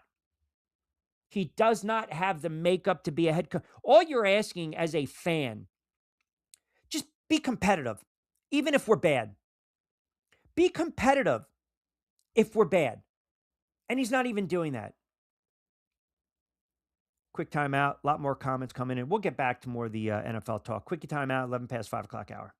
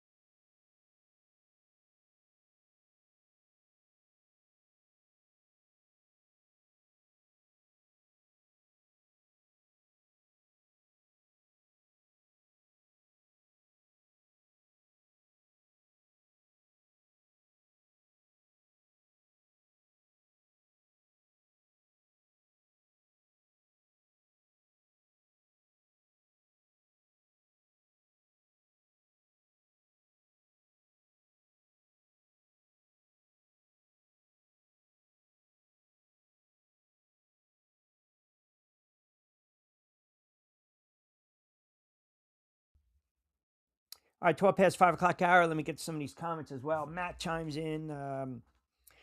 Matt chimes in Times River Q. You know, I'm a diehard Jets fan. What you're saying is absolutely ludicrous. Yeah, they stink. The franchises run poorly, but if you keep firing head coaches, you're going to be more of a joke. It doesn't matter at this point. It does not matter at this point. Do you not understand? Do you guys watch the same game that I'm watching? Or is it me? Am I missing something here with the Jets? There's no way you can bring Aaron Glenn back. I don't care how it makes the organization look. The dude is clueless. He's over his head. He is over his head. And the team's quit on him. The team has quit. Sometimes, even if it's one season, you got to rip the Band-Aid off. I've lived through it. I've seen it with the McAdoos. I've seen it with the Joe Judges, the Shermers. It was just debacle after debacle. Sometimes it gets so bad where you have to fire the head coach. Now, I get what some of you Jet fans are saying and chiming in. I understand exactly where you're coming from. If you keep doing that, it makes the organization look inept. Can it look any more inept than it has been, where an owner of a professional football team comes out and basically calls your quarterback, throws him under the bus? The same owner that decided, let's sign the kid, low risk, high reward. Speaking of Justin Fields, like, what am I missing here? They have completely quit. They have completely quit. They have completely rolled over. It's not even tanking. It's making business decisions. It's not even wanting to play, wanting to tackle, to play hard. And that's on film. You cannot tell me. You cannot tell me in any sane football world we live in, if you were to watch this team, tell me that they are competitive. They have been competitive. They play hard. Explain it to me. 34-10 against the Dolphins, 48-20 against Jacksonville, who just scored again, 29-6 against the Saints, and then 42 points you give up against the Patriots in a game that was 35 to friggin' 3 at the half. I feel bad for Jet fans that pissed away their money this season on this franchise. They're a joke. They're a joke. That's embarrassing. And I'm sorry. Heads have to roll. It's not a knee-jerk reaction. Explain to me how you have other teams in the NFL that have nothing to play for and they're playing hard. They're playing hard. Kevin C. chimes in North Jersey. Q, what do you think of Jackson's Dart's father coming to defense against Danny Cannell? Yeah, I mean, listen, Danny Cannell, he's allowed to have an opinion. Would I have went after him like that? Kind of childish, but you're allowed to have an opinion on a player. And if a father or mother want to take exception to it, okay, that's their right. But Danny Cannell, look, he wasn't really anything to speak glowingly of in the NFL. Also had a cup of coffee with the Giants. You know, he doesn't believe Jackson Dart's the guy. The Giants are not going to draft Mendoza. They're just not. They're not. Jackson Dart, they believe, is their franchise quarterback. The kid, you know, he's still raw in some areas. He's learning the game. It'll slow down for him. And they should be okay. They've got some weapons. They can turn it around in a year or two, just like Cleveland can, just like the Saints can, right? If they believe they have their answers at the quarterback position. You're entitled to your opinion, right? It's crazy. Falcons can ruin the Bucks' chances. That whole dynamic in the NFC South is beyond goofy. It really is. But then again, the Bucks only have themselves to blame. And to be fair, too, and you know this, Scott, the Bucks, they've been a banged up team this year. I didn't crown them when they were 3-0. I didn't crown them when they were 5-1. I didn't crown them when they were 6-2. I didn't. But they are trending in the worst direction. They were 6-2, and they got blown out by the Bills. Well, I shouldn't say that. They gave up 44 against the Bills. I believe they lost to the Patriots prior to. They got blown out by the Rams 34-7. But they've lost 7 of 8. Like they're trending in the worst direction. We talk about going into the playoffs hot. They're ice cold. They can't get out of their own way. And I believe Carolina is going to pick them off. I believe Carolina is going to pick them off. I really do. And I know it's a tough ask. You're asking Carolina to go, on the road. That's a young team to go on the road and beat a veteran quarterback. That's a playoff quarterback in Baker Mayfield. I like Carolina. I'm going to roll the dice with the Panthers. I really am. I think they're going to be able to run the football, and I think they're going to turn Baker Mayfield over. That's going to be a hell of a game. But Tampa only has themselves to blame. And that's the first game on Saturday. Like, buckle up. Seattle and the 49ers for the top seed in the NFC. I mean, who was writing this script back in August? Who's writing this script? 49ers banged up all season. You know, marquee players on the defensive side of the ball, losing Brock Purdy, dealing with CMC, banged up, and my guy Skittles Kittle banged up. And yet they're right there. That's going to be a fun game to watch. I like the way it's shaped out on Saturday with these games. I really do. And Sunday, as I mentioned, there's a lot on the line with these other games. There's a lot on the line with these games. And then you got AFC North, the Ravens and the Steelers. AFC South, Jacksonville and Houston. Jacksonville has turned it around, and Houston's starting to come on strong. Jacksonville, they're the hottest team, one of the hottest teams in the NFL. They won 7 straight. Coach has done a phenomenal job. Coaches, for years, I think I was too in love with Trevor Lawrence. Then I started to criticize Trevor Lawrence. We talk about Matthew Stafford perhaps losing the MVP award Monday night. Trevor Lawrence right now is playing the best football of his career. The last month plus, yeah. Listen, did he have some bad picks in that Arizona game? They won the game in overtime. He made the throws. You look at the last several weeks, Tennessee, flawless, right? Indianapolis, huge win, couple touchdown passes. The Jets, 5 touchdown passes, right? He was incredible. Denver, oh, by the way, on the road, big spot, big throws, 3 touchdown passes, no picks. Indianapolis comes down to life a little bit. That's okay. But he's really starting to come on. And I believe right now, Stafford is still your front runner. He is still your front runner. But what's going to happen now is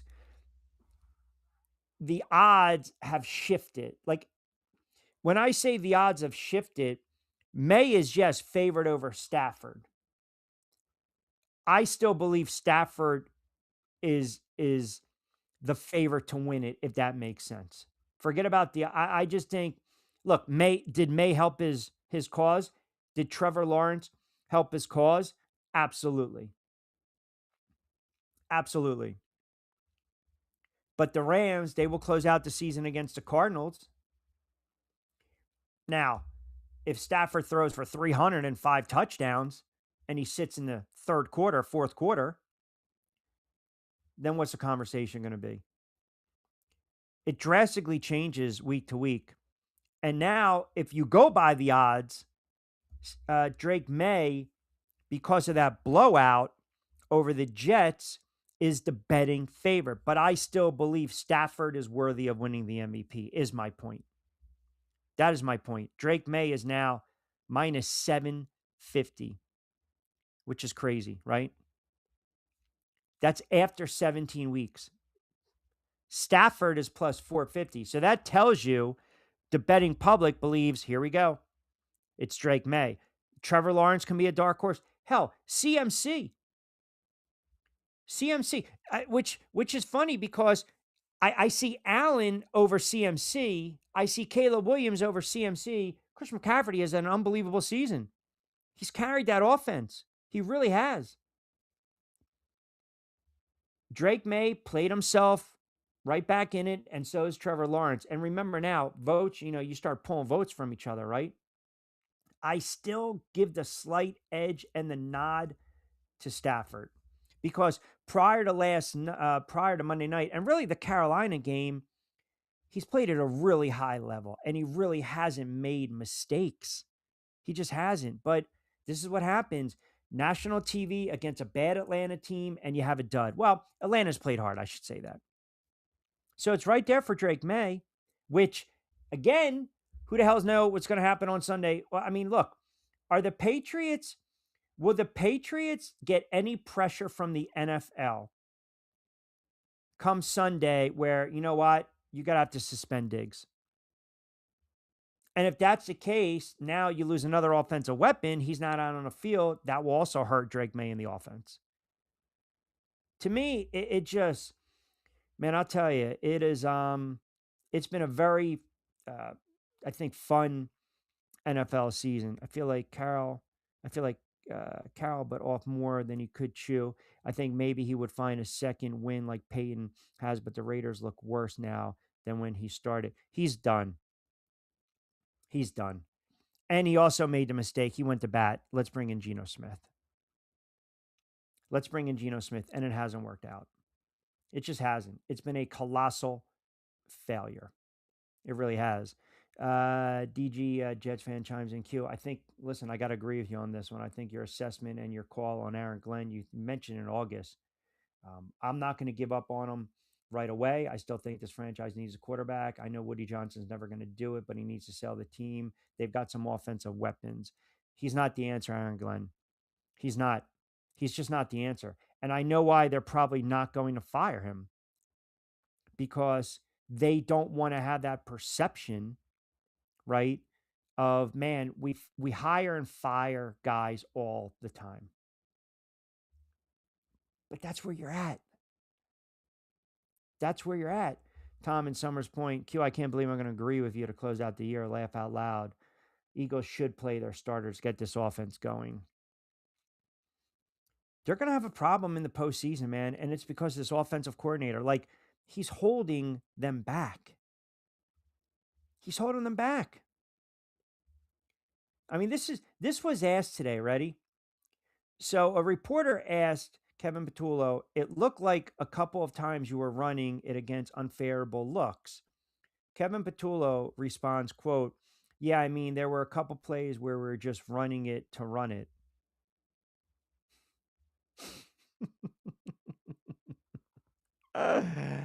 Oh, man. Did you watch the Hard Knocks? I mean, Hurts was looking annoyed.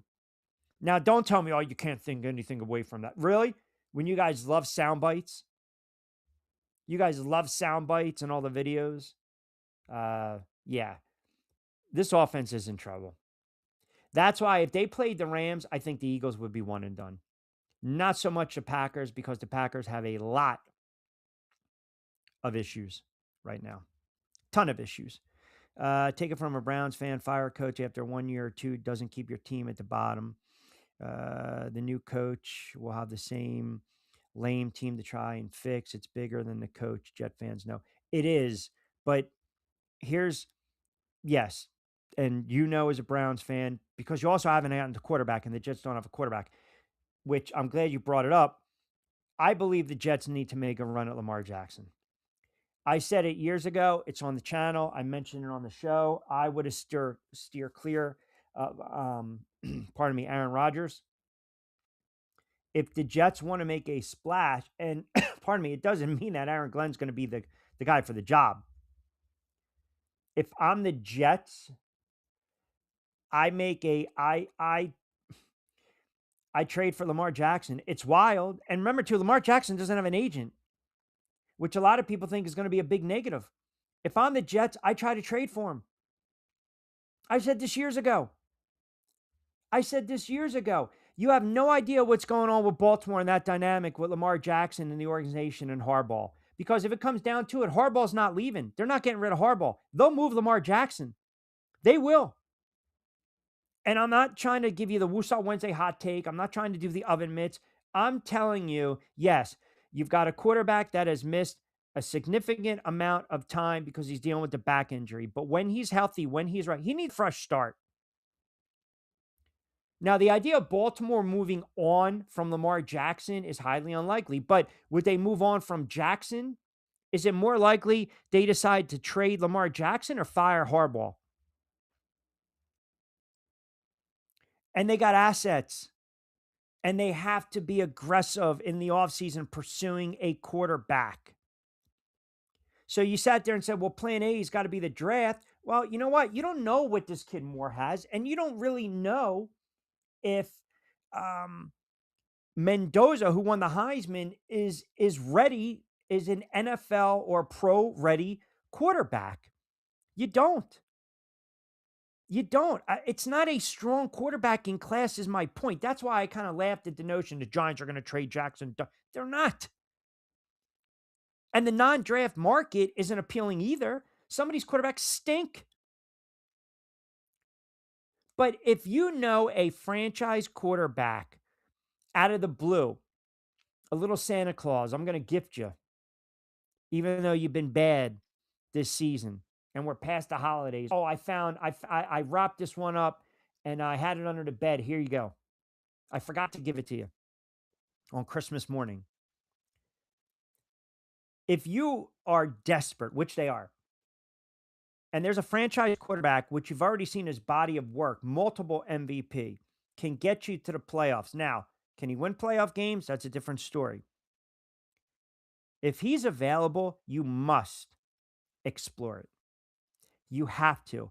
And don't tell me it's ludicrous. Don't tell me it's crazy. The Jets have 5 first-round picks over the next 2 years. They have 2 second-rounders in this year's draft.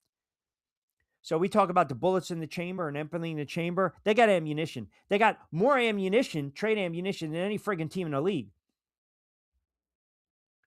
So that right there is flexibility. If I'm the Jets, I make a strong, but what's it going to take to get Lamar Jackson out of Baltimore?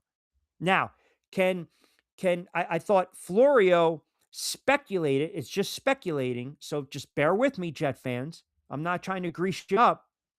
Jackson could be had for less than 2 first-round picks if the Ravens decide to put him on the block. And here's another thing. If he's not available to go Sunday, or he plays, or he struggles, or he doesn't play, then the narrative in the offseason is he doesn't play hurt. He's not a franchise quarterback. We don't want him here anymore in Baltimore. That's going to be the narrative. Forget about the MVPs that he's won. I'm telling you right now. And it's pure speculation. It's pure speculation. I mentioned this 3 years ago. 3 years ago, do you remember teams could have had Lamar Jackson?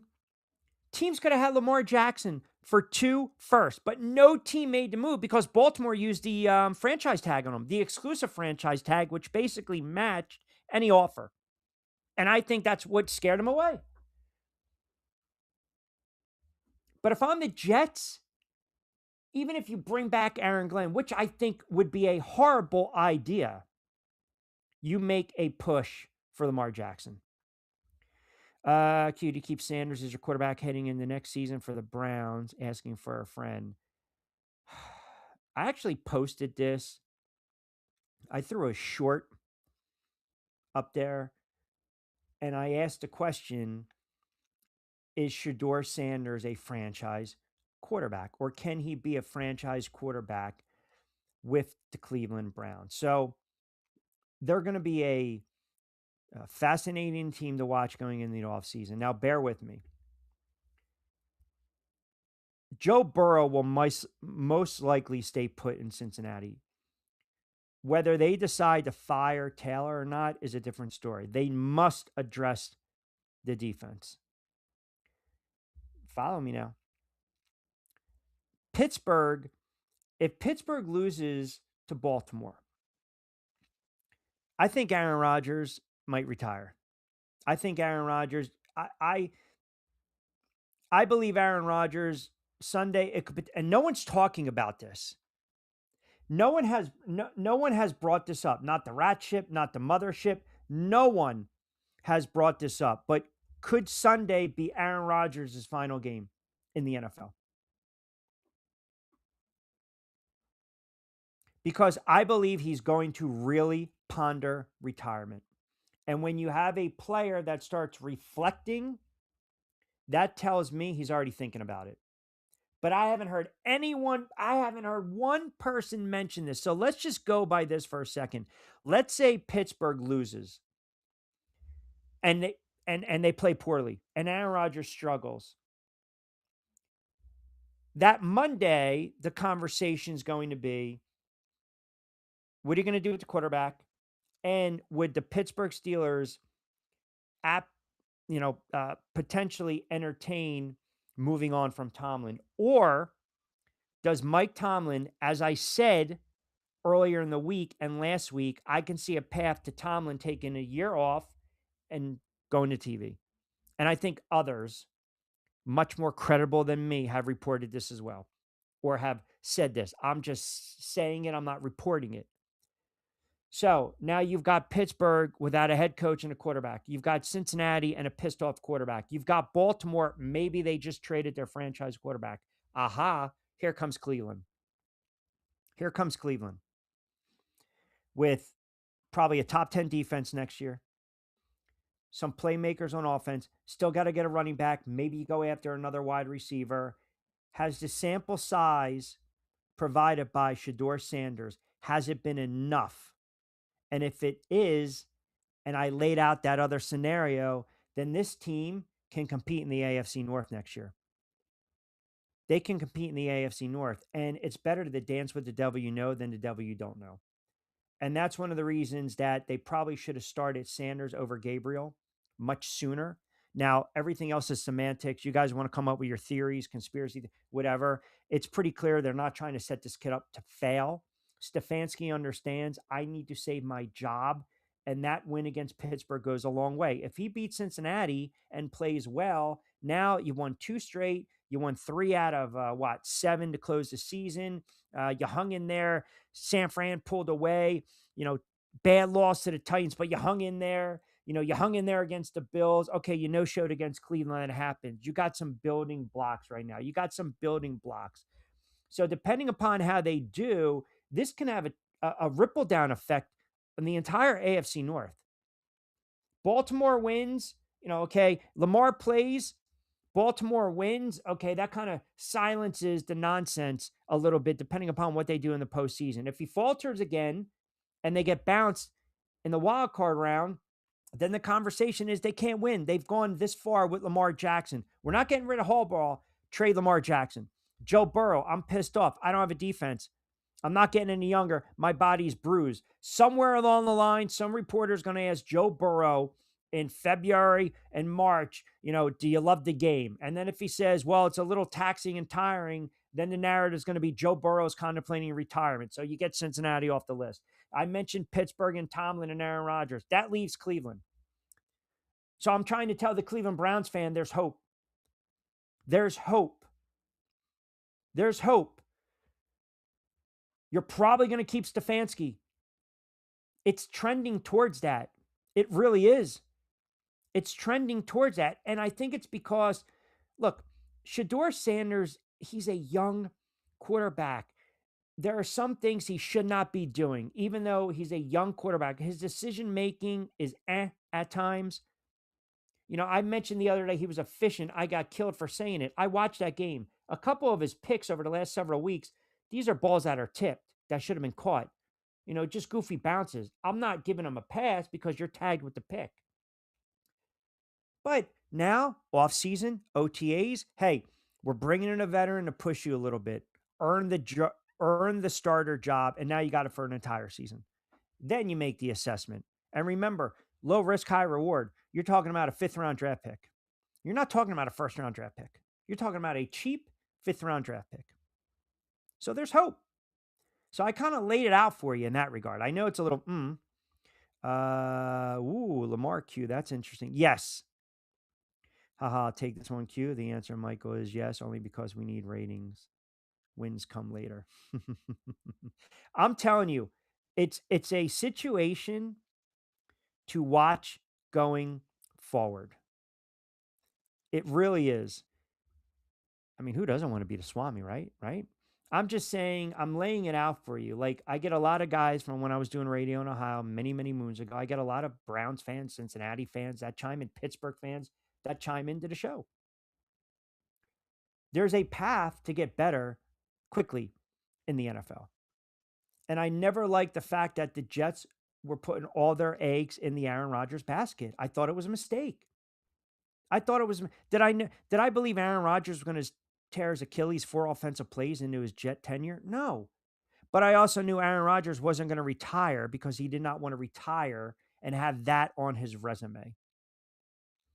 Real quick, Netflix, Amazon, Cowboys, Commanders, 19 million. Lions, Vikings, 27 million. Denver Chiefs, 21 million. Now, this is for all the clowns that attacked me last week, killing me because I killed the Netflix game and still said they would outrate the NBA.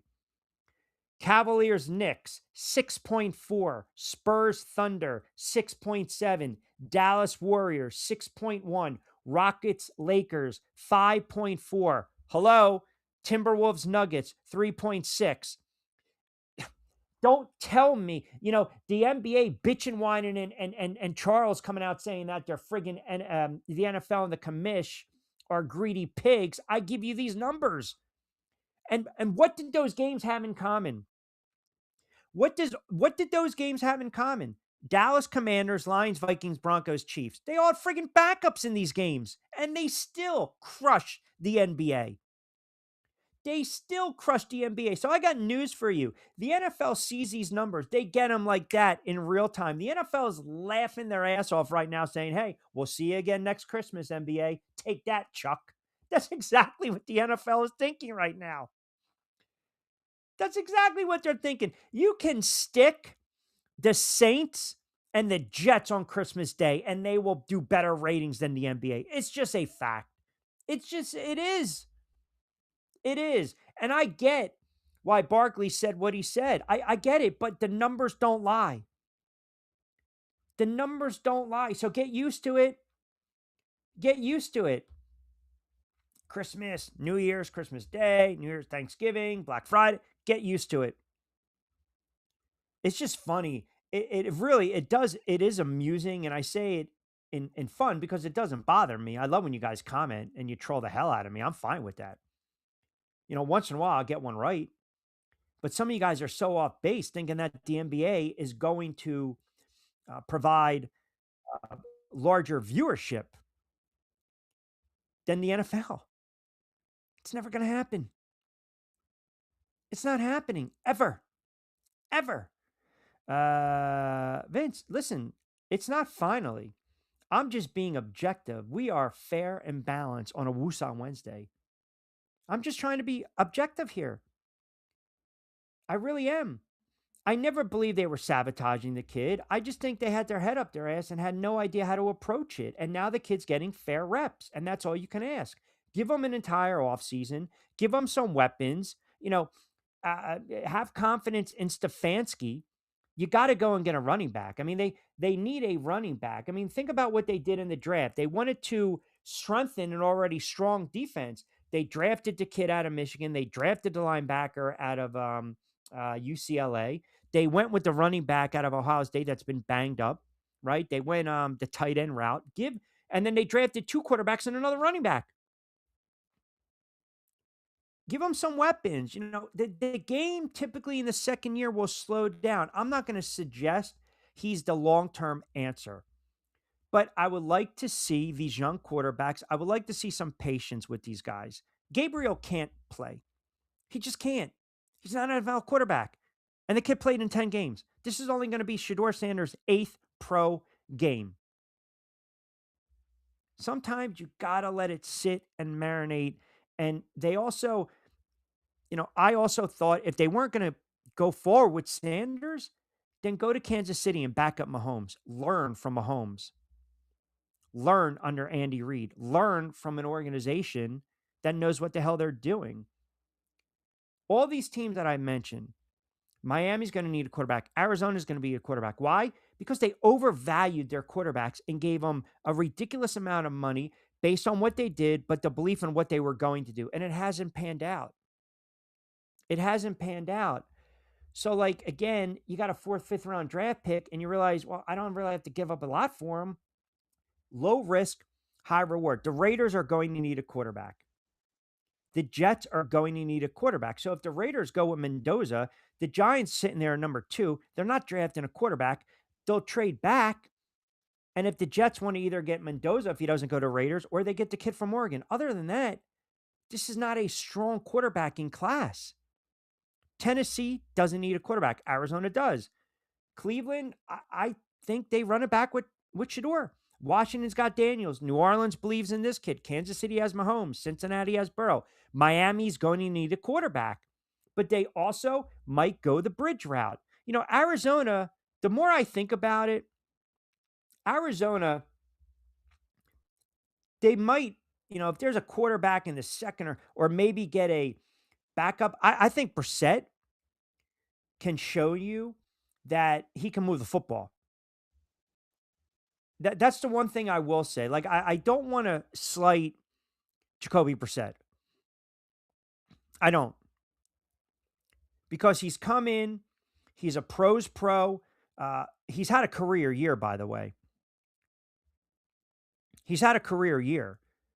I mean, when Jacoby Brissett plays his 15, 16 games, the numbers aren't bad. You go back to the Colts, you go back to the 1 year he played 16 games with the Browns. This year, he's thrown for 21 touchdown passes, far and away the most he's had in his career. I think Arizona is looking at Jacoby Brissett and saying, okay, He comes in, he plays the way we play, he understands our offense. He gets rid of the football. Now, Harrison Jr., they shut him down. He's had a down season as a sophomore. He did not really contribute. He's been banged up, but Brissett will throw the football down the field. He will. And look at his size. He's 6'4". And again, this is no knock on Kyler Murray, but Kyler Murray is 5'10", and that's being generous. And I mentioned this. When they benched him and shut him down, I felt he was never going to take another snap for Arizona again. So maybe they don't need a quarterback. But there are teams out there that need quarterbacks. Whoa. Q getting carried away with the confidence, and Stefanski fires ass yesterday and get a real coach. And you got me. It's not about my confidence in Stefanski. All I'm saying is this. That win against Pittsburgh goes a long way for Kevin Stefanski. And now follow me. If you guys believe that Sanders has made strides, or a young quarterback has made strides in a handful of starts, do we not also credit the head coach? I don't like bringing up Dayball and say, well, Jackson Darts regressed under Kafka. I don't think that's it. I think it's the play calling. I think they don't want to design these RPOs because they don't want this kid can get concussed and hurt. But I'm not a Stefanski fan. I'm not.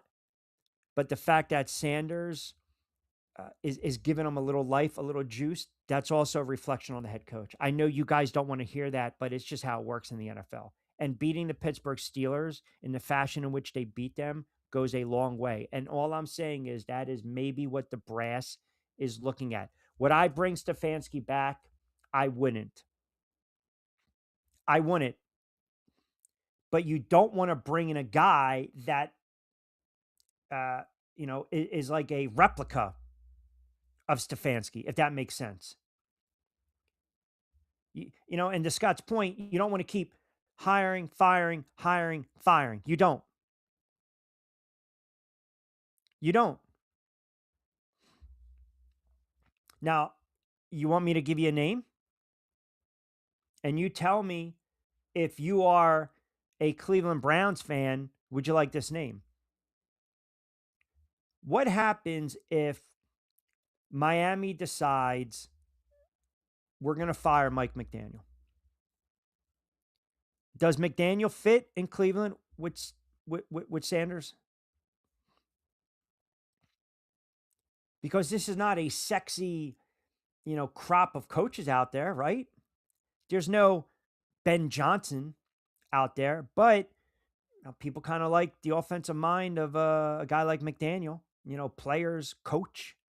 Now, does he remind you too much of Stefanski? See, with the Jets, it's a different situation. Cleveland's showing fight. Miami's showing fight. The Jets are not showing any type of fight. That's one of the reasons I think they need to fire Aaron Glenn. I think it's a no-brainer. You can't bring him back. He's just, some coaches are so inept. And I don't know the goings on inside the locker room or in the building of all these teams, but it seems as though Cleveland's kind of steadied the ship a little bit. The Giants have steadied the ship a little bit. Kafka's not coming back, but you're playing hard. You're winning some games. That's what you're looking at. The Jets have given you nothing, and that is a poor reflection on the head coach. Is it possible if Sanders only looks slightly better than Watson, do they put Watson in because of the money? Not being negative, truly wondering if that's a factor. Man. I feel like I would sound like a hypocrite because I've, from the get-go, have said I don't see them moving on from Deshaun Watson because they want at least to get some type of return on their investment.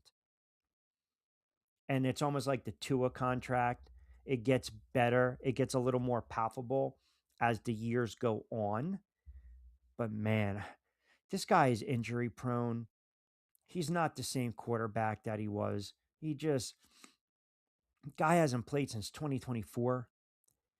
He's, the Achilles issue. He's just, I don't know.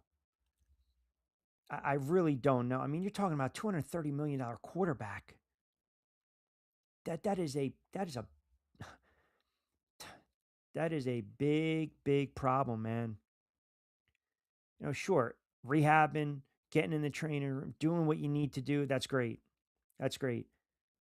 But man, fully guaranteed 5 years, 230. It's one of the colossal mistakes, bust signings, failures I've ever seen in professional sports.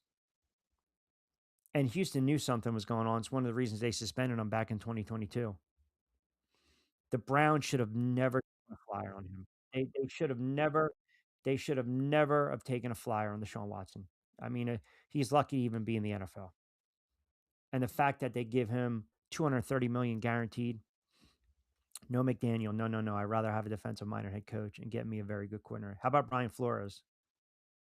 How about that? How about Brian Flores? How about McDaniel to run the offense, Brian Flores to be your defensive coordinator? Because Flores is going to get some looks. Flores is going to get some looks. Minnesota, that's another team that can turn it around. Their defense is phenomenal. So I'll give you Brian Flores to come in. You got a top 10 defense, right? Right? And then I'll give you McDaniel. I don't know if McDaniel's personality plays with the fan base, kind of weird and different. Well, I mean, South Beach, right? He's a great OC candidate if you compare him with Robert Salah as a head coach to run the defense. Or, yeah, I think that works. I think Salah will get another crack at coordinator, not yet head coach. I think when you flame out, see, the thing that you got to remember too, in the NFL, when you flame out as a head coach right away, it might take going back to coordinator route. Like if Aaron Glenn gets fired, he might be out of football for a year. Or someone might sit there and say, all right, well, we'll hire him as a defensive coordinator. Sometimes these guys are just not cut out to be head coaches. They're not. They can petition, they can interview, they can keep going back and forth. Perfect example, Eric Bieniemy. I mean, we haven't heard his name in how long? Eric Bieniemy was a sought after, hot candidate, right? With the years with Kansas City. And then I'm leaving Andy Reid's shadow. I'm going to go to Washington, and I last a year. And that's because Washington had the bad hire as well. Nice guy, bad head coach, in Rivera. And I can tell you on full authority, I know for a fact the former player that petitioned for Eric Bieniemy and also has told me multiple times on the record he does not interview well and he comes off a certain way that rubs teams the wrong way. But we are talking about Eric Bieniemy being, hey, here we go. Now he's with the Bears right now. He's the running back coach. So he went from being a hot commodity as a coordinator to now a running back coach, like going down, and then sometimes you got to go back up. But Flores is going to get a look. The kid Minter with the Chargers is going to get a look. The coordinator with Green Bay, Fahey, he will get some looks. You've got some potential names out there. Matt Nagy, I think, is going to get a look. The negative about this weekend as we close out the NFL season, but here's the reality: what happens on Monday? It's Black Monday. It's coming. It's going to be a bad day for a lot of NFL head coaches. Look, what do we already know? We already know that Tennessee and the Giants need new leadership, right? We also know that a bunch of other franchises, the Jets, potentially Cleveland, the Raiders, Atlanta, no. Can there be a change in Tampa? Point is, we're going to see heads are going to roll. Heads are going to roll. This year, though, to like Sarge's point, Q, let's be honest, there's not a this year's Ben Johnson. Correct. There's no buzz, right? So who are some of the potential candidates? So you got Jesse Minter, the Chargers defensive coordinator. Now, the Chargers are 11-5. They're going to the playoffs second straight year.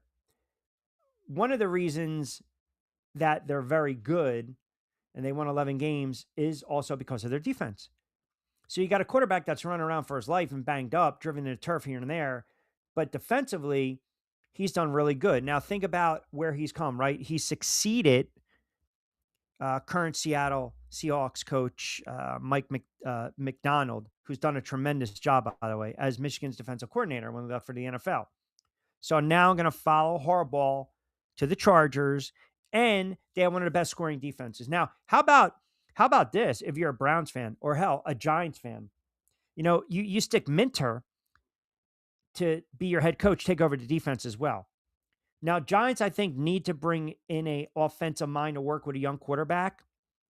Cleveland has a defense that can be elevated to maybe like the Denver-ish, Texans-ish kind of level next season. The question is, do you have the offensive firepower? So you got Minter's name, and he's got a substantial amount of coaching experience. Plus, he's learned under Harbaugh. Then you got Matt Nagy. So now you're talking offensive coordinator. Now, Matt Nagy didn't work out the first time around, right? It did not. It just did not work the first time around. That happens sometimes. It does, right? Now, all of a sudden, let's come up with the game plan. It works really well under Josh McDaniels. Here we go. Now that offense comes about. Kansas City's just been banged up. We know that. They dealt with a lot of issues.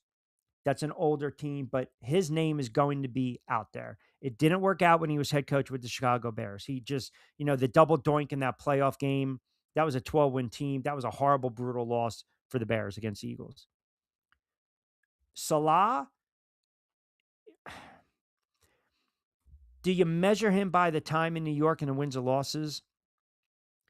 Or do you sit there and say, well, Rich, look at how bad that Jets defense is since he's left.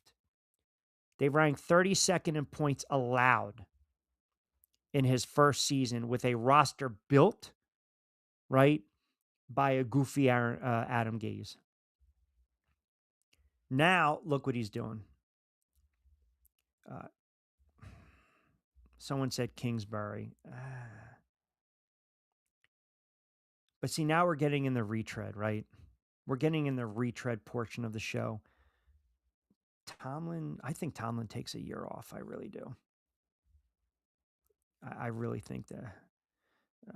Q, which three teams are in worse shape heading into next season?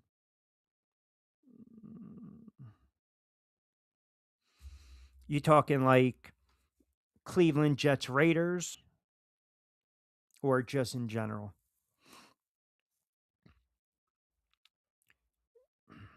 So let me give you, let's go positive. Well, all right, we'll go negative first, and then we want positive vibes for 2026. The Jets are in trouble because the owner has no clue. And if the owner brings back Aaron Glenn and you don't have a quarterback and your defense, they need a quarterback. They have all these trade assets. If you go out and get a Lamar Jackson, you got a puncher's chance. But I just don't believe Aaron Glenn's a head coach. I don't. I think the Jets are going to have a long off season. The Raiders are just clueless. They're bad. I knew the Giants were bad, but I didn't think the Raiders were this bad. They're horrible. I mean, they're not even competitive. They're not even competitive. And you had a matchup against a Giant team that's not good. And the Giants beat them by what? 20? The Giants could have put up 40-something on points. So the Raiders will clinch the number one pick with a loss. Giants win or losses by three teams: Atlanta, Chicago, Cleveland, and I think Seattle. Giants clinch number one with a loss, and the Raiders win. But they also need help. They need Atlanta, Chicago, Cleveland. So look, the Raiders are pretty much going to get the top overall pick. They need, I believe Brady wants to have his hand in the cookie jar a little more. I have no idea what direction they will go with the head coach. Pete Carroll's not the answer. And I also believe that you're tagging Pete Carroll with the move for Geno Smith, and it just has not worked out. And who's to say after Crosby posts that video on IG, they don't look to move Crosby? Just in general, the Raiders are in trouble. The Raiders, I don't see a light at the end of the tunnel for the Raiders just yet. I don't. Um, I don't see a light at the end of the tunnel for the Jets. It might take a couple more years.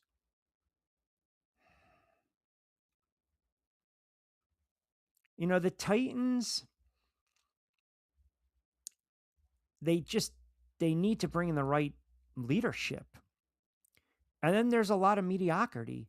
Arizona is 3-13, but I actually feel as though they've got some playmakers. They do. Look, Murray goes down. You come back with Brissett. You know, maybe you draft a running back. You make a move for a running back. You've got a hell of a tight end. You've got weapons. Harrison Jr. He's dealt with some injuries. The targets weren't there. Murray couldn't get on board. But this McBride is arguably the best tight end in the NFL. I mean, he's a phenomenal player. And Brissett, you bring him back for a couple years. Why not? He understands the offense, as I mentioned. He'll throw the ball down the field. Defensively, they got to be a little more opportunistic. They got to get to the quarterback. That's another thing. Their defense, they really don't have, aside from Campbell, who's getting older, they really don't have a dominant pass rush. They don't get to the quarterback a lot. But I think for a team that's only won 3 games, they're not in bad shape. I'll tell you a team that's here. You want to really go outside the box, and I think there's a team that I think is at a crossroads right now. That's Detroit, because the bloom is off the rose here with Dan Campbell, and I'm already hearing grumblings. They don't think that Jared Goff, who puts up a lot of numbers, and he does. Jared Goff puts up a lot of numbers.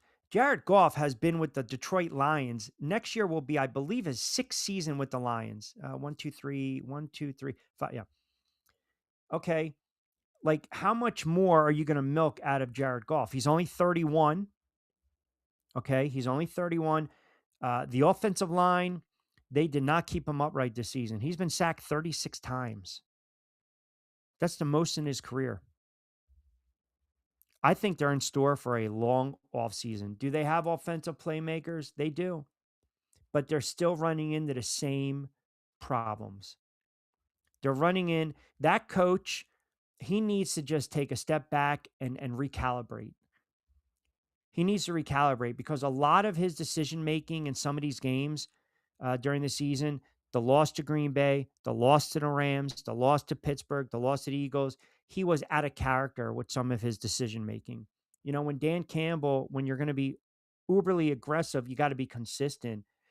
There were times where he was overthinking, overanalyzed. They need a season like this to just kind of put things in perspective. But I think they're going to struggle next season as well. I really do. Yes, they have playmakers. They have some young talent. Don't get me wrong. But I'm not entirely sold on this quarterback going forward. I don't know if he's the guy to get them there. And the head coach takes some hits, and the defense takes some hits too. So Detroit's going to be interesting to watch going into the offseason. Atlanta, I don't focus too much on Atlanta. Who the hell knows? Should they have stuck with Kirk Cousins to start the season? I don't know. Tampa, that's another team. Tampa's another team that I think they're at a crossroads. I really do. Even if they make the playoffs, I don't see them making any noise. I really don't. They're 7-9. They're not a good football team. They're not. And I think they did it with smoke and mirrors early on in the season. The Seahawks win. Darnold had to pick off the helmet. They beat the 49ers. That was a nice win. But other than that, they lost to the Saints. They lost to the Falcons. They lost to the Panthers. They should have beat them. They didn't show up late against the Dolphins on the road. I think they're in for a long offseason too. I really do. So now the positive, I think, and again, just my opinion, Cleveland can turn it around. I think Arizona can be competitive next year. I even believe the Giants, if they bring in the right head coach and they clean up their secondary and they're going to get some offensive weapons, I can see the Giants turning around and winning, which is not saying a lot. maybe they win that 5 to 6 games next year. Jackson Dart improves. He doesn't take as many hits. The defense, which has played well at times, is consistent. And the offense, when you get back, Neighbors, now Robinson's going to want to get paid. You have Theo Johnson. You get rid of Slayton. You got Scatterbo. Tracy has shown he can be an off, kind of a change of direction back. You fix the offensive line. You move on from Singletary. Thomas, you shut him down. You get him healthy next year. Who knows again about the guard position? Burns is playing like an all pro. Carter starting to come on late after, he was benched for a couple of these games. He's starting to figure it out.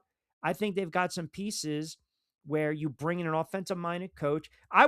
Personally, I would love the Giants to get an offensive minded coach, and I would love for them to hire either Robert Salah or Brian Flores. With that defense, now they got to draft and fix the secondary, but they've got some edge rushers, they've got some pass rushers, and their linebackers are greatly improved. They can always get more depth, but they can win their 5, 6 games and maybe not next year, but the year after, be a wild card team. We've seen it in the NFL. We've seen the jump by some of these teams. We've seen it. Not sure Kubiak has enough experience, though. Pretty damn good with quarterback. Yeah, definitely good with quarterbacks, right? Bears and Patriots are all the proof you need to know it doesn't take long to turn around a franchise. And on what Campbell has done in Detroit, it just takes a great coach and decent quarterback. So, but he had that progression, right? 2 wins, 5 wins, 7 wins, playoffs. Last year, they never recovered. And I'm glad you mentioned the Bears. Ben Johnson, a hell of a coordinator, and now he's a hell of a head coach. But they also had patience with their quarterback.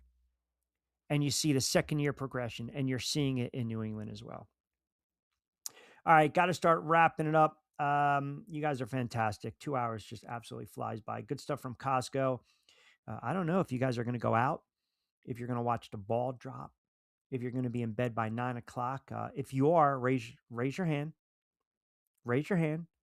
If you're going to be in bed by 9 o'clock, I think we know who's going to be in bed by 9 o'clock. Let me update you on some college football. How about this? Did you grab the over? Duke and Arizona State 42-39. Michigan is losing to Texas right now. Arch Manning, 18 of 29, buck 75 and a touch. Utah, the Utes all over Nebraska. I told you I like Miami with the points tonight. You've got some other games. Vanderbilt loses to Iowa, 34-27. And we've got more of the CFP. You got the NBA, if you guys care. You had some games already in the bag today. Warriors over the Hornets, Hawks over the T-Wolves, Cavs over the Suns. High-scoring games, too, for you NBA fans out there. So you got a nice little slate as well later on in the week. Got a couple games on the association later on today. As far as Thursday, though, you will get 5 games, and then everyone's kind of back in the saddle. So you got the college football. We got the NFL later in the week. You got the CFP. You guys have been absolutely phenomenal. Well, that's why they had to get rid of Brian Daboll. That's the one thing I will say. I'm glad he's still not this head coach, because if they would have won some of these games, then the brass was going to bring him back. 5, 6 wins next year, right? 5, 6 year. But we wanted to end. How about this? You guys get me on a 2025 to close out the year. A quiet Woosah Wednesday. I think we only cracked once, but let me just say this. You guys are phenomenal. All you guys on X, Facebook, now Rumble, Kicks, the YouTube channel, you guys chiming in every single day for 2 hours, Monday to Friday. You guys are absolutely what makes the show tick. I am absolutely humbled, honored, grateful. We might not always agree. You guys at times get under my skin, as I'm sure I get under your skin, but it's all good and fun. And I absolutely you guys are fantastic. And from the bottom of my heart, the numbers, the eyeballs that the channel has done, that the audio version of the show has been doing, along with Back Your Play. Can't do it without you guys. Seriously, cannot do it without you guys. You're just absolutely phenomenal. You guys give me 2 hours every day. I don't take advantage of that. I don't take it for granted. And I greatly appreciate you guys keeping it locked in over the past year plus since we made the switch 4 to 6, Monday to Friday. Now, let me clean up a couple of these comments before we get out of here. Scott says, great finish to the year, Q. Thank you very little. Michael says, Happy New Year, Q. Any words of advice heading into 2026? Ooh, that's a good one. Any words of advice? I will say this. Every year, especially as you get older, we tend to kind of reflect. And I think for some people, the end of the year, I mean, I'm guilty of it. Sometimes you get a little blah. You might get a little down because, you reflect and maybe you didn't get that promotion. Maybe the relationship didn't work out. You know, maybe you didn't get that, job offer. You dealt with some struggles, physical, mental, spiritually. But the beauty is, you can kind of wipe that all away if you've had one of those years. And then what happens in a couple hours, you get a fresh start. And I will say this, as we get older, you have to start appreciating things more. You have to, like the little things, right? And some of you guys that chime in, you're working hard, you're working multiple jobs, you're raising kids, you're doing the grunt work. Don't take it for granted. Enjoy it, but also give yourself a moment or two to just enjoy like the little moments. Like for me, honestly, it sounds very cheesy, but when the weather gets warmer, I my thing is, I'll sit outside with the dog and I'll drink my coffee. Which, by the way, how about this? 2 years ago today, because I did not want my little Kiki to spend any more time in the shelter, any more time than she had to be. 2 years ago today, I got my little Kiki. She's been an absolute blessing in disguise for me. Keeps me on my toes. But yeah, just, you wake up tomorrow, it's a new year, be productive, treat people right, try to do right by people. Don't have people step and walk over you, and don't really get riled up by insignificant stuff. Because the more you watch the news, the more you see what's going on in the world, it gets depressing. It gets depressing. It gets sad. It's like, oh my God, but just do you. Do whatever makes you happy.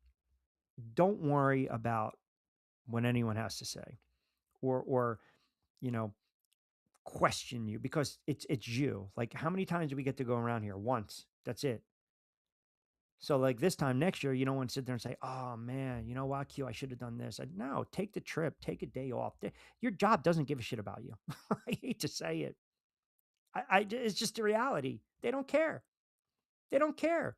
Because if you were to leave tomorrow, God forbid someone gets sick or you get fired or you resign or you retire, you're going to be replaced in 10 seconds. You're going to be replaced in 10 seconds. Oh yeah, I remember him. He was a good guy. Who's next? So, if I know it's long-winded, but just wake up, you know, be thankful, be productive, um, laugh, right? Don't take things too serious and have fun and just do right by people. It's good karma. It's good juju. Do right by people. That's the main thing, to always do right by people, even if people are kind of slighting you, even if people are not doing right by you. Don't worry about it. Be the bigger person. Be the bigger person. Don't even waste your time, exhaust your energy on insignificant things. Now, use your energy 4 to 6 Monday to Friday with me. That would be a good thing. and and how about this? How about this? Yes, a corporation. Thank you, corporation. The corporation. If I had a 2025, right? If we were gonna go like the standout commenters, right? Obviously the corp, my guy Vince, Tom Summers Point, Kevin C, New Jersey. Corporation has hung it together for the calendar year. Every time we've been on, these guys are chiming in 357, 355, even with banker hours. Even on Saturdays and Sundays, we're on the air. Now, the Bunker Boys, I'm going to say this because this is what we do. We want to do right by people. And the Bunker Boys appearance, even though it's intermittently, even though sometimes they don't read the friggin' room and sometimes they have no idea what the hell they're talking about, they're chiming in and their contribution to the show was also um, unique.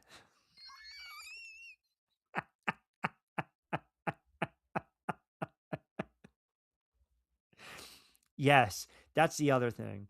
Yes, that's a great way to close out. And if you didn't get the cookie in 2025, trust me, there are other cookies out there for you. Because you have to remember one thing.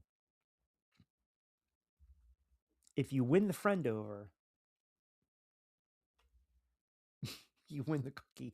And I will say this to close out the year. Remember, always freshen it up, top it off. All right. Don't forget, download the. Yes, yes.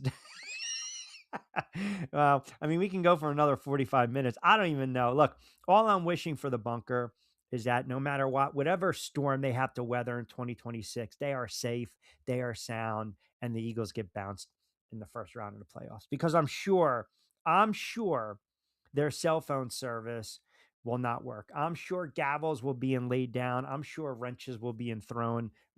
Crabs will be filtering among the sand. We know it, and I know it. All right. Tomorrow, yeah, why not? We'll be back on the air manana tomorrow on a Thursday. But again, even for Kevin, for Tom, Sarge, Marty, Matt, all you guys on X platform, Facebook, you guys are fantastic. Couldn't have done it without you. Look forward to 2026. We'll have some show news going forward, a couple other platforms that we're talking to. Do me a favor, though. Download the Audacy app, search Coastal Sports Digital Network. And I know Angel is probably going to join me sometime later in the week. And I know he's working through a couple things to get back to doing some content. So check out SR 1029 FM The Game. But again, you guys enjoy the rest of your New Year's Eve. If you go out, be safe, be sound, wear your seatbelt, don't text, don't drink and drive. And if you're running around to get the cookie, don't worry, the cookie will be there when you get there. All right. You guys have a wonderful New Year's. As always, appreciate you chiming in. Don't forget, we're powered by our good friends over at Fresh Roasted Coffee. 20% off that first purchase. Get ready with tea. Three Brooks Bourbon. Played Against Sports. They've been with me for about 10 years now. 2 locations, Deptford and Mount Laurel. Also, Monmouth Park Charity Fund. You guys have a wonderful New Year's. It's been a hell of a 2025. And how about this? We will talk to you 2026 as we put to bed another edition of On Cue. As always, I'm Rich Quinones. Be safe, be sound. Happy New Year. Hasta luego, buen día.